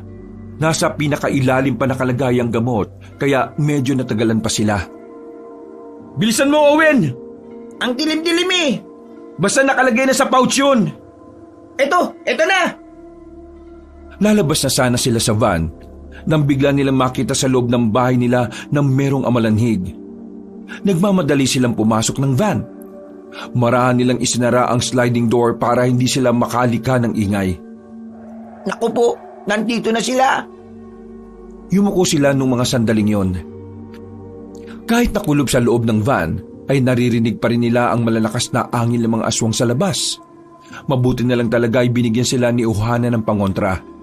Kung hindi, baka kanina pa sila naamoy ng mga aswang. Dumagungdong ang kanilang dibdib. Hindi nila mapigilan ang kaba na kanilang mararamdaman. Nanginginig ang kamay ni Owen dahil sa takot. Pero hinawakan lang ito ni Nathan para makalma ito. Marahang sumilip si Nathan sa bintana. Hindi na nila nakikita ang mga aswang dahil nakadapa ang mga yon. Kaya naman hindi sila nagpakampante. Hanggat naririnig pa nila ang mga angil nilang tila gutom na gutom, hindi sila maaaring lumabas ng sasakyan na yun. Anong gagawin natin? Kailangan na nating umalis. Kailangan na ni Mama ang gamot. Nag-isip ng maigi ang binata. Pinakiramdaman niya kung nasaan ang mga aswang. Nang malaman niyang nakapalibot ang mga amalanhig sa sasakyan, may naisip siyang paraan. Isang paraan na maglalagay sa kanya sa panganib. Anong gagawin mo, kuya? Bakit mo binubuksan ng bintana? Akit ako sa taas para malaman ko kung nasaan sila. Ganito ang gagawin natin. Babato ko ng kahit na anong bagay palayo para malaman ko kung gaano sila kabilis. Magpapahabol ako. Ha? Baliw ka ba? Sinabi na nga ni Ma'am Pedring kung gaano sila kabilis. Magpapahabol ka pa? Wala tayong choice. Kapag di natin to ginawa, si Mama naman ang malalagay sa alanganin. Sige na, aakyat na ako. Kapag nakita mong nagbato na ako ng bagay, ihanda mo sarili mo kasi tatakbo ako pasalungat sa direksyon na dadaanan mo paalis. Kuya, baka mapano ka. Wala na bang ibang paraan? Wala na. Ito na lang. Umakyat na si Nathan sa bubungan ng van. Medyo kinakabahan siya nang maramdaman siya ng mga yon. Makailang ulit na pinagbababangga ng mga aswang ang sasakyan. Doon niya nakumpirma na talagang hindi nakakatayo ang mga amalanhig. Ang kukulit nyo ah! Hinubad ni Nathan ang kanyang tsinelas at binato sa bandang harapan ng sasakyan. Gumapang na mabilis ang mga aswang patungo sa tsinelas. Natansya niya kung gaano kabilis ang mga yon. Aba, mabilis talaga. Pero kung mas bibilisan ko, kakayanin ko silang lagpasan. Owen, naririnig mo ba ako?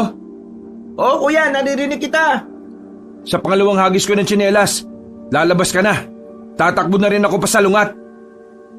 Huminga ng malalim si Nathan. Hinagis niya ang tsinelas sa gilid. Sabay agad siyang tumalon pababa ng van. Hoy, mga aswang! Nandito ako! Sabay-sabay na lumingon ang mga yon. Sinamantala na ni Owen ang pagkakataon para makaalis siya. Habang si Nathan naman, mas binilisan ng kanyang pagtakbo. Parang wala nang bukas kung kumaripas ang lalaki. Paglingon niya, nakita niyang ambibilis din ng mga alamanhig. Parang mga gagamba kung gumapang. Buti na lang ay nakahanap agad si Nathan ng maaakyatan. Merong mga nakatambak na sako ng buhangin sa gilid. Dali-dali siyang pumunta sa taas nun. Habang ang mga amalanhig naman ay binabangga-bangga lang ang sako. Hindi makakyat at puro angin lamang ang nagawa. Samantalang nakapagpahinga ang binata, pero hindi pa siya ligtas sa mga sandaling yon. Alam niya na hindi siya lulubayan ng mga aswang, kaya wala siyang kasiguraduhan kung makakaalis pa ba siya sa kanyang kinalalagyan. Pambirang buhay to. Ano? Di nyo na ako iiwan? Di bale, nakarating na naman siguro si Owen kay Mama. Yun naman ang mahalaga eh. Bumuntong hininga na lamang ang binatang si Nathan. Nakatayo lamang siya roon at habang tumatagal, nakakaramdam na rin siya ng ngalay. Kinakabahan na siya. Pakiramdam niya ay matutumba siya kapag tumagal pa siya nakatayo roon. Lumingon-lingon ang binata. Naghahanap siya ng malilipatan, pero wala siyang makita. Tanging malinis na kalsada lang ang naroon. Naalintikan na talaga. Mawawala na sana ng pag-asa ang binata nang biglang may bumato ng gasera sa mga amalanhig. Mabilis na kumalat ang apoy sa mga aswang. Nagpulasa ng mga yon. Dali! Bumaba ka dyan! Nandito kami, bilis! Nakita niya ang maglulong Pedring at Yang. Hindi na siya nagsayang ng oras. Bumaba siya at kumaripas ng takbo palapit sa dalawa. Nang makalis na sila roon, nagtago sila pansamantala sa gilid. Hindi sila namamatay sa apoy, pero iritado sila sa ganon. Nawawala sila sa wisyo. Maraming salamat po. Buti na lang dumating kayo. Kung hindi, baka hindi na ako nakaalis doon. Kinailangan kasi namin maghiwalay ng kapatid ko eh. Nasa factory sila ngayon.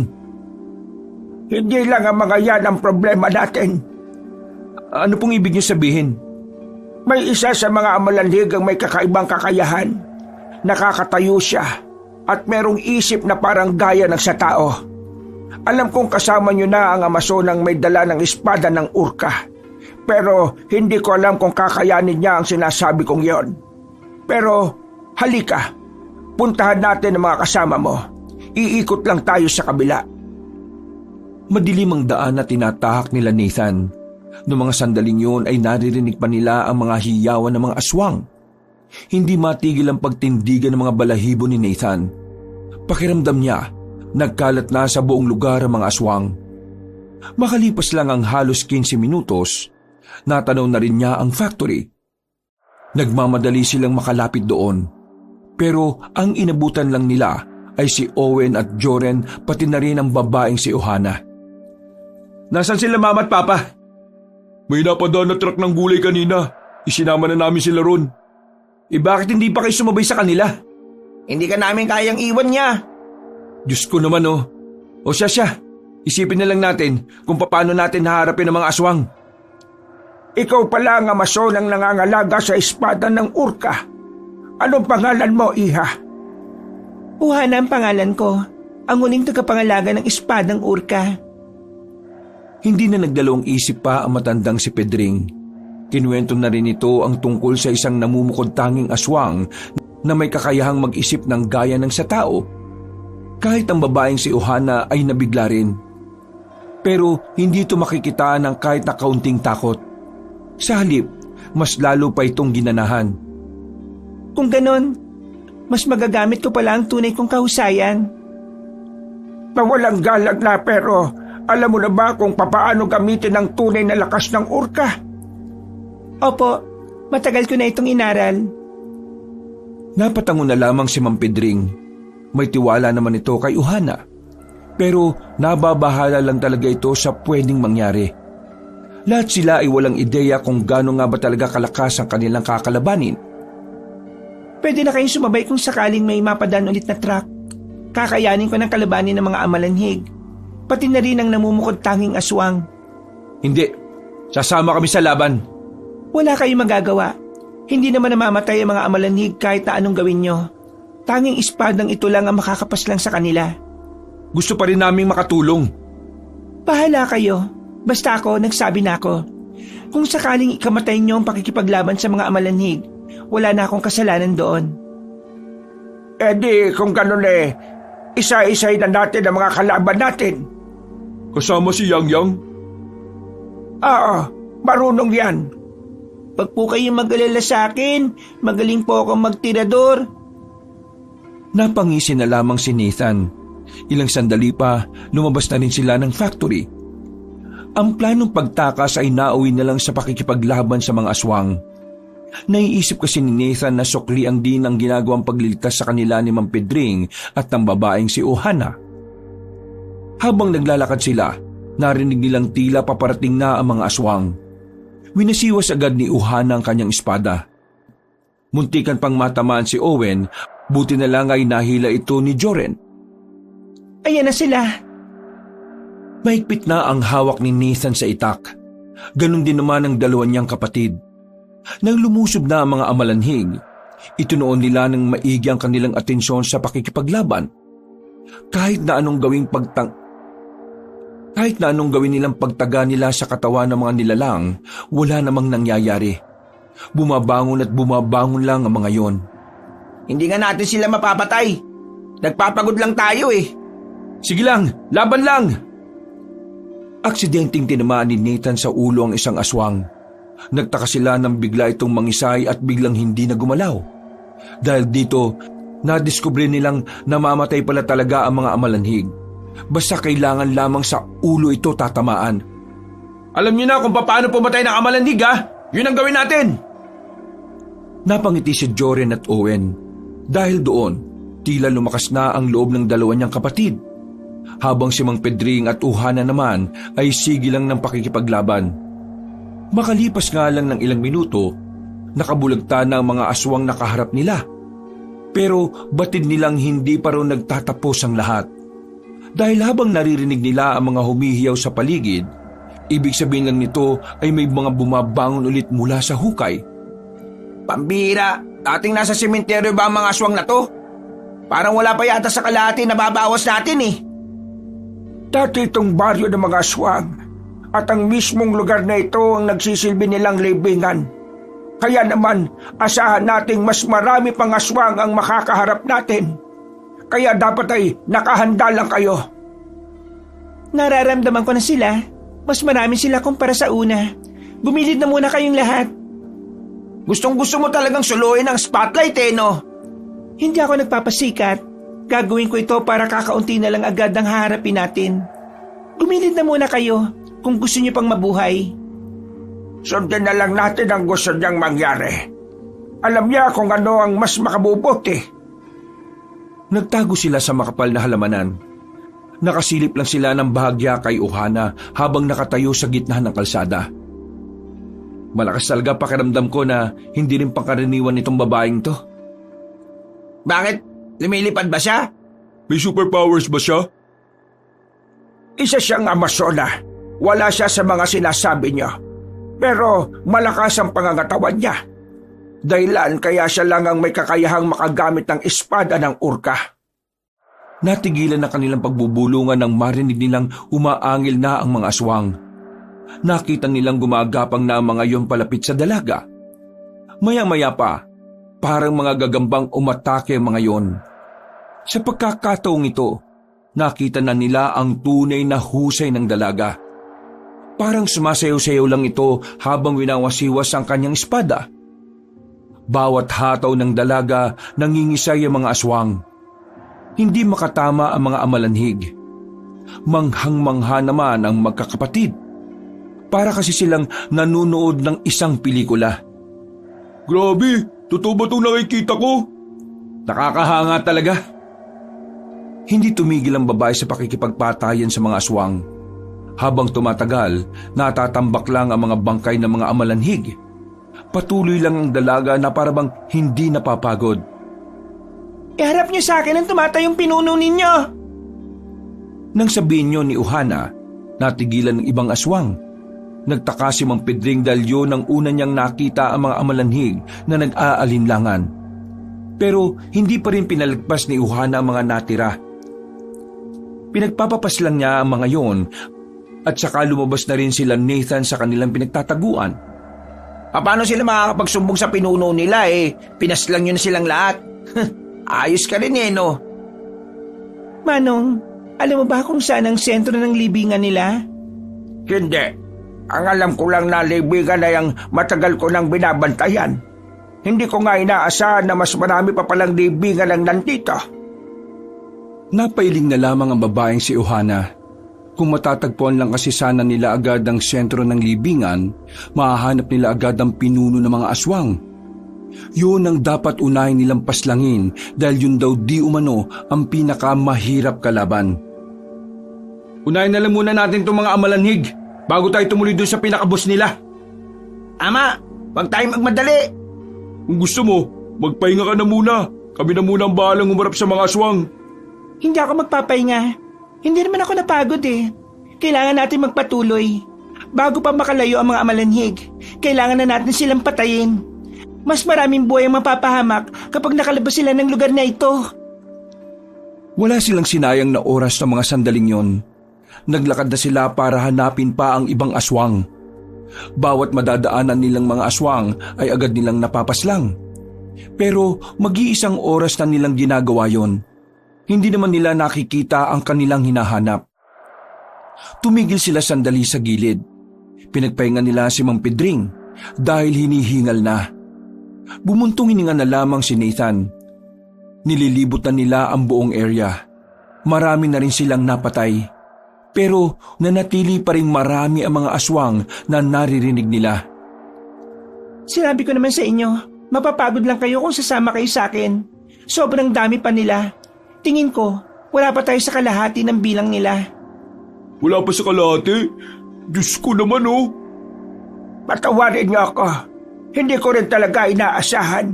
Sa tagal ko na rito, ngayon ko lang din nalaman na malawak pala talaga ang libingan. Hindi ko alam na marami pala sila sa inaakala ko. Huwag niyo nang sisihin ang sarili niyo. Dahil sa inyo, kaya kahit papaano nakapaganda kami. Siguro, wrong timing lang talaga ang pagdating namin dito. Dapat pala, bago namin binili ang warehouse at ang bahay, inalam pala talaga namin muna kung anong meron sa area. Nandiyan na naman sila. Eto na naman tayo. Kumpara kanina, kakaunti na lang ang mga amalanhig na dumating.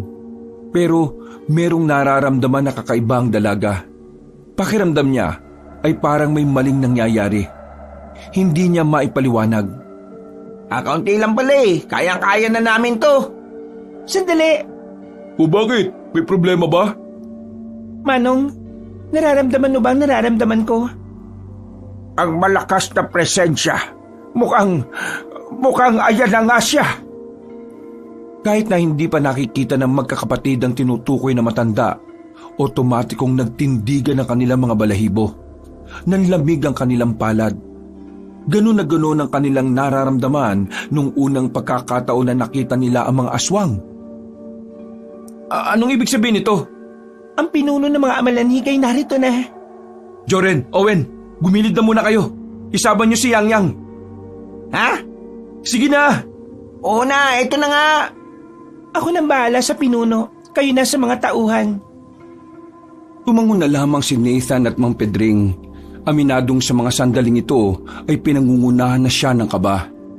Wala naman kasi talaga siyang alam sa pakikipagpatayan sa mga aswang at mas lalong wala siyang alam kung papaanong haharapin ang pinuno ng mga yon.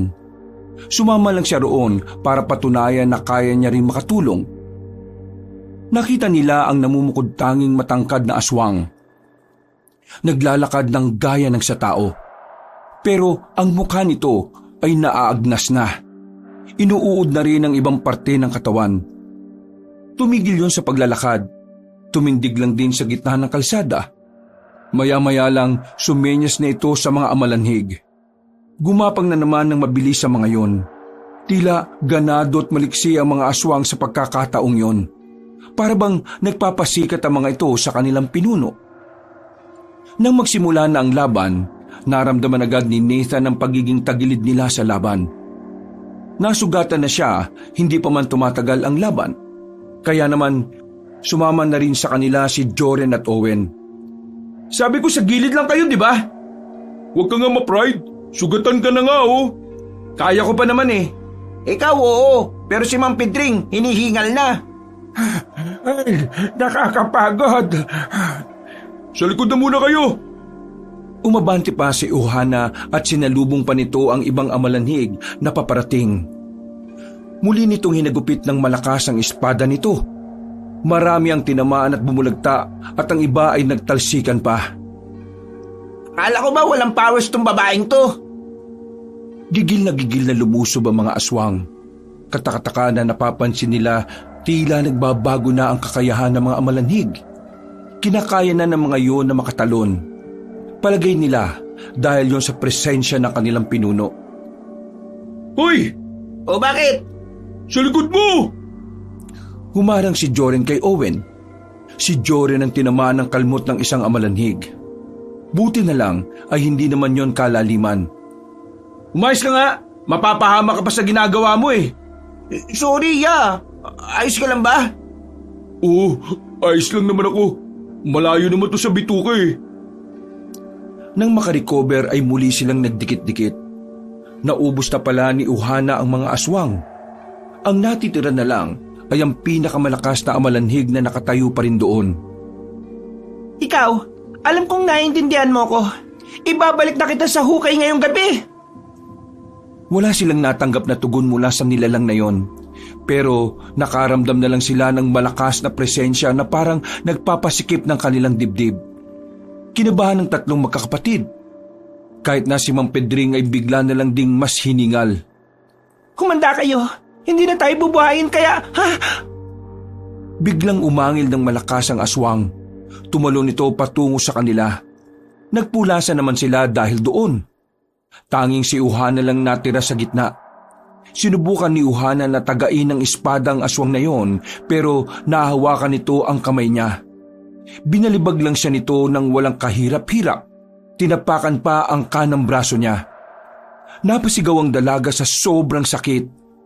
Parang merong nabali sa buto nito.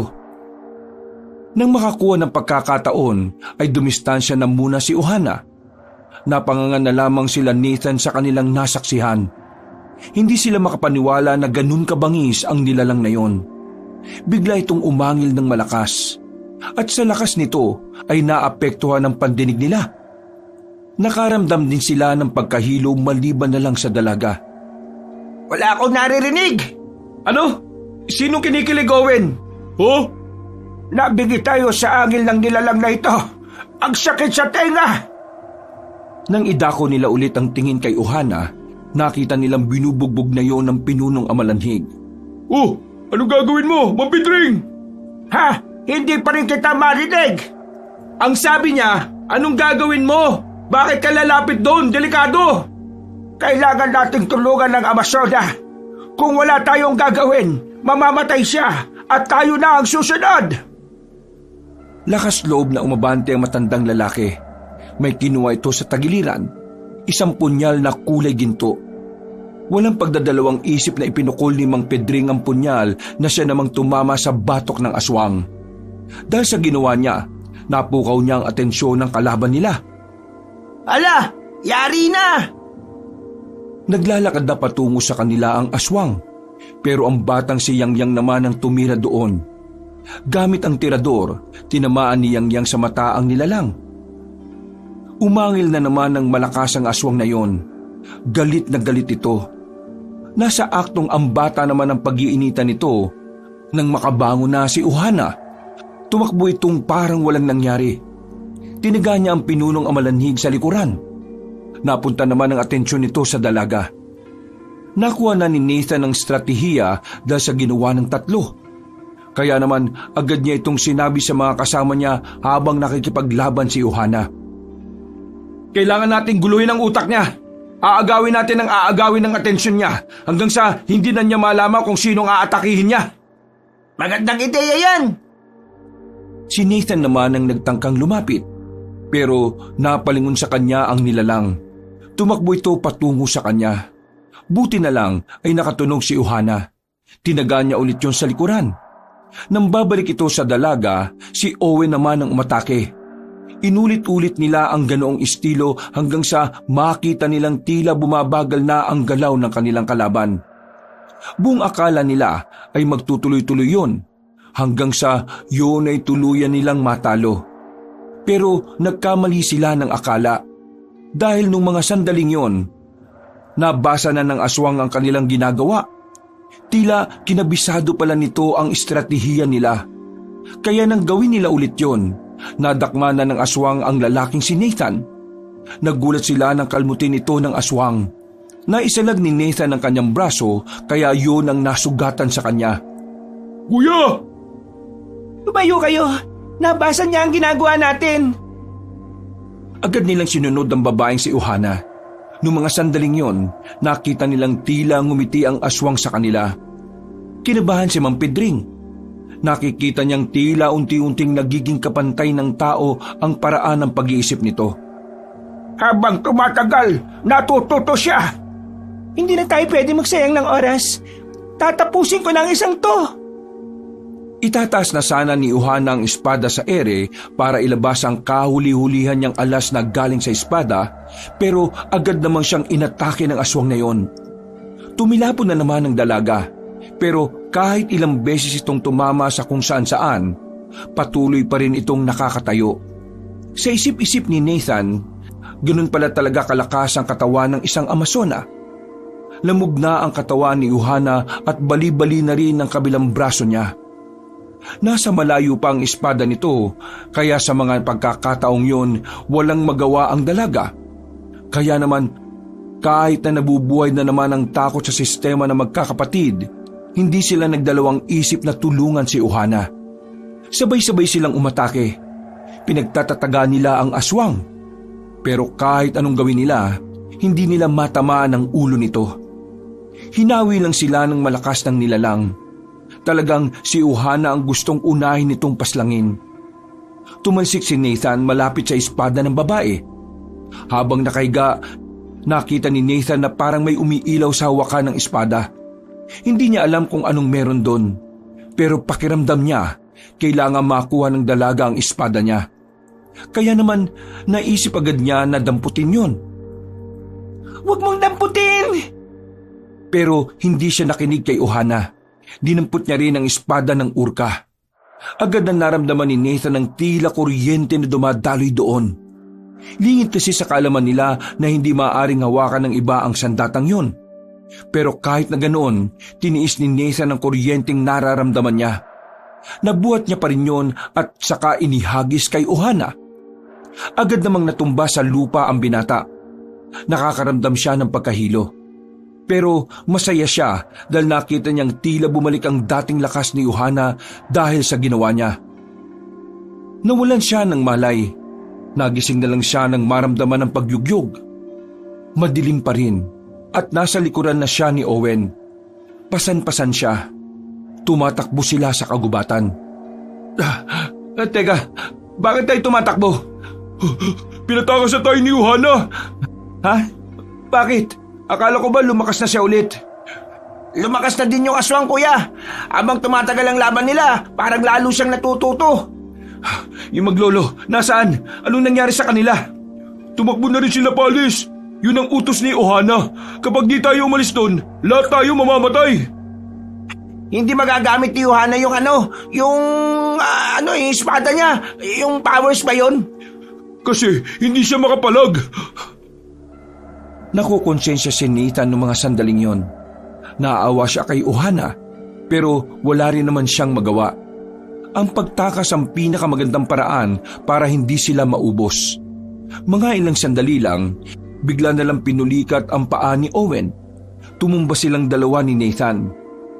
Oh, ayos lang ba kayo? Yung paa ko, namumulikat. Ayan, ayos na ba? Huwag mo akong bitbitin. Kaya ko na maglakad. Dumito na muna kayo. Sobrang layo na rin natin sa kanila. Hingal na hingal si Owen, habang si Jory naman ay tinalian ng tela ang sugat ni Nathan. Hindi natin siya dapat iniwan. Kailangan niya tayo. Kuya, kung nakita mo lang yung pagpapalit ng anyo ng kalaban natin, baka matay ka pa sa kaba. Hindi na biro yung kalaban natin. Walang magawa si Johanna. Hindi siya pinagpapahinga ng aswang na yun. Inilayo rin sa kanya yung espada niya. Ito na lang ang tanging paraan para makaligtas tayo, kuya. Isa pa, naghihintay na si Papa at Mama sa atin. Kung ano man ang magiging kapalaran ni Johanna sa kamay ng nilalang na yon, kailangan na lang natin tanggapin yun. Ginawa niya talaga yun para iligtas tayo. Huminga na lamang ng malalim si Nathan.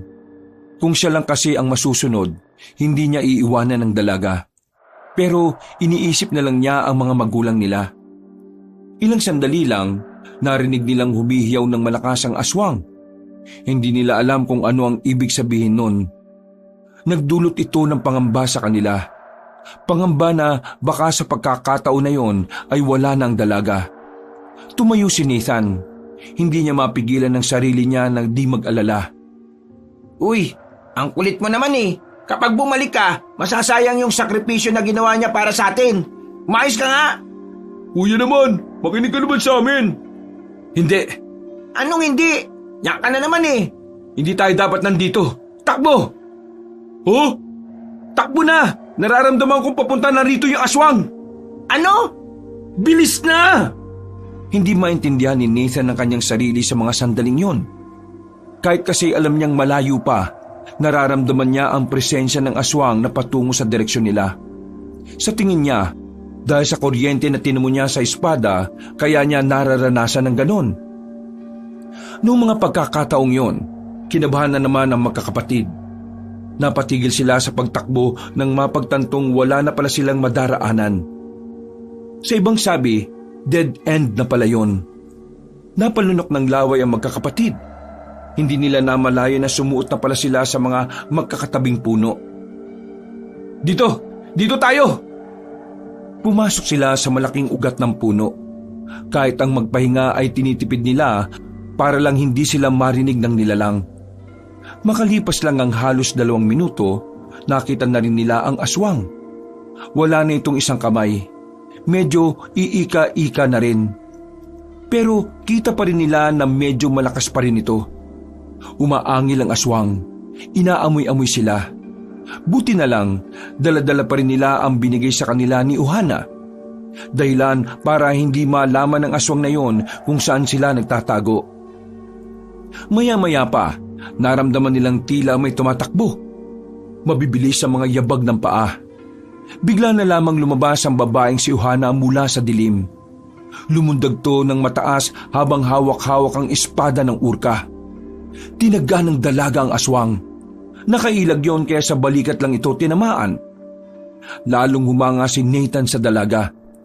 Hanggang sa mga sandaling yun kasi, buhay na buhay pa rin ang katawan nito. Para bang hindi man lang nakakaramdam ng bugbog.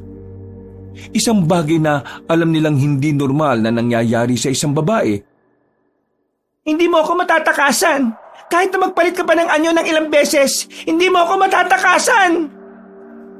Umangil na naman ng malakas ang aswang. Natawa na lamang si Owen nang biglang pumiyok yon at naubo. Dahil narinig sila ng aswang, napalingon yon sa kanilang pinagtataguan. Nagmamadaling gumapang ang mabangis na nilalang patungo sa kanila. Pero agad namang nakaresponde ang dalaga. Hindi na ito nagsayang pa ng pagkakataon. Itinalak niya ang espada sa tiyan ng aswang. Nang hugutin niya ang sandata ay napaatras yun. Pambirang nila lang yan, oh. Hindi ba mamamatay yan? Bakit kayo lumabas? Gigewang-gewang ang aswang, pero kinakaya pa rin itong makatayo. Hindi pa rin ito nagpapatinag. Maging si Ohana ay nagtataka na rin kung papaanong nabubuhay pa rin yon. Tapusin na kita! Humanda ka! Itinaas na ng dalaga ang espada sa ere. Biglang nagkaroon ng malakas na liwanag na nagmumula roon. Sa lakas ng liwanag, wala nang makita pa ang tatlong magkakapatid. Masyado silang nasilaw. Narinig na lamang nila ang huling hiyaw ng aswang. Nang mawala ang liwanag, nakita nila ang ulo ng nilalang sa laban. Gumagalaw-galaw pa ang katawan nito, pero kalaunan ay bumagsak na rin. Tapos na ba? Tapos na ang problema natin? Humarap sa kanila ang dalaga. Medyo bigla na lamang yung nawala ng malay. Buti na lang ay nasalo ito ni Nathan. Uy! Gising! Dumilat sandali ang dalaga. Napangiti na lang ito at saka muling pumikit. Nang matapos ang labanan na iyon, inuwi na muna nila ang dalaga sa kanilang bahay. Kasama na rin nila si Mang Pedring noon. Ginamot na matanda ang mga sugat nila.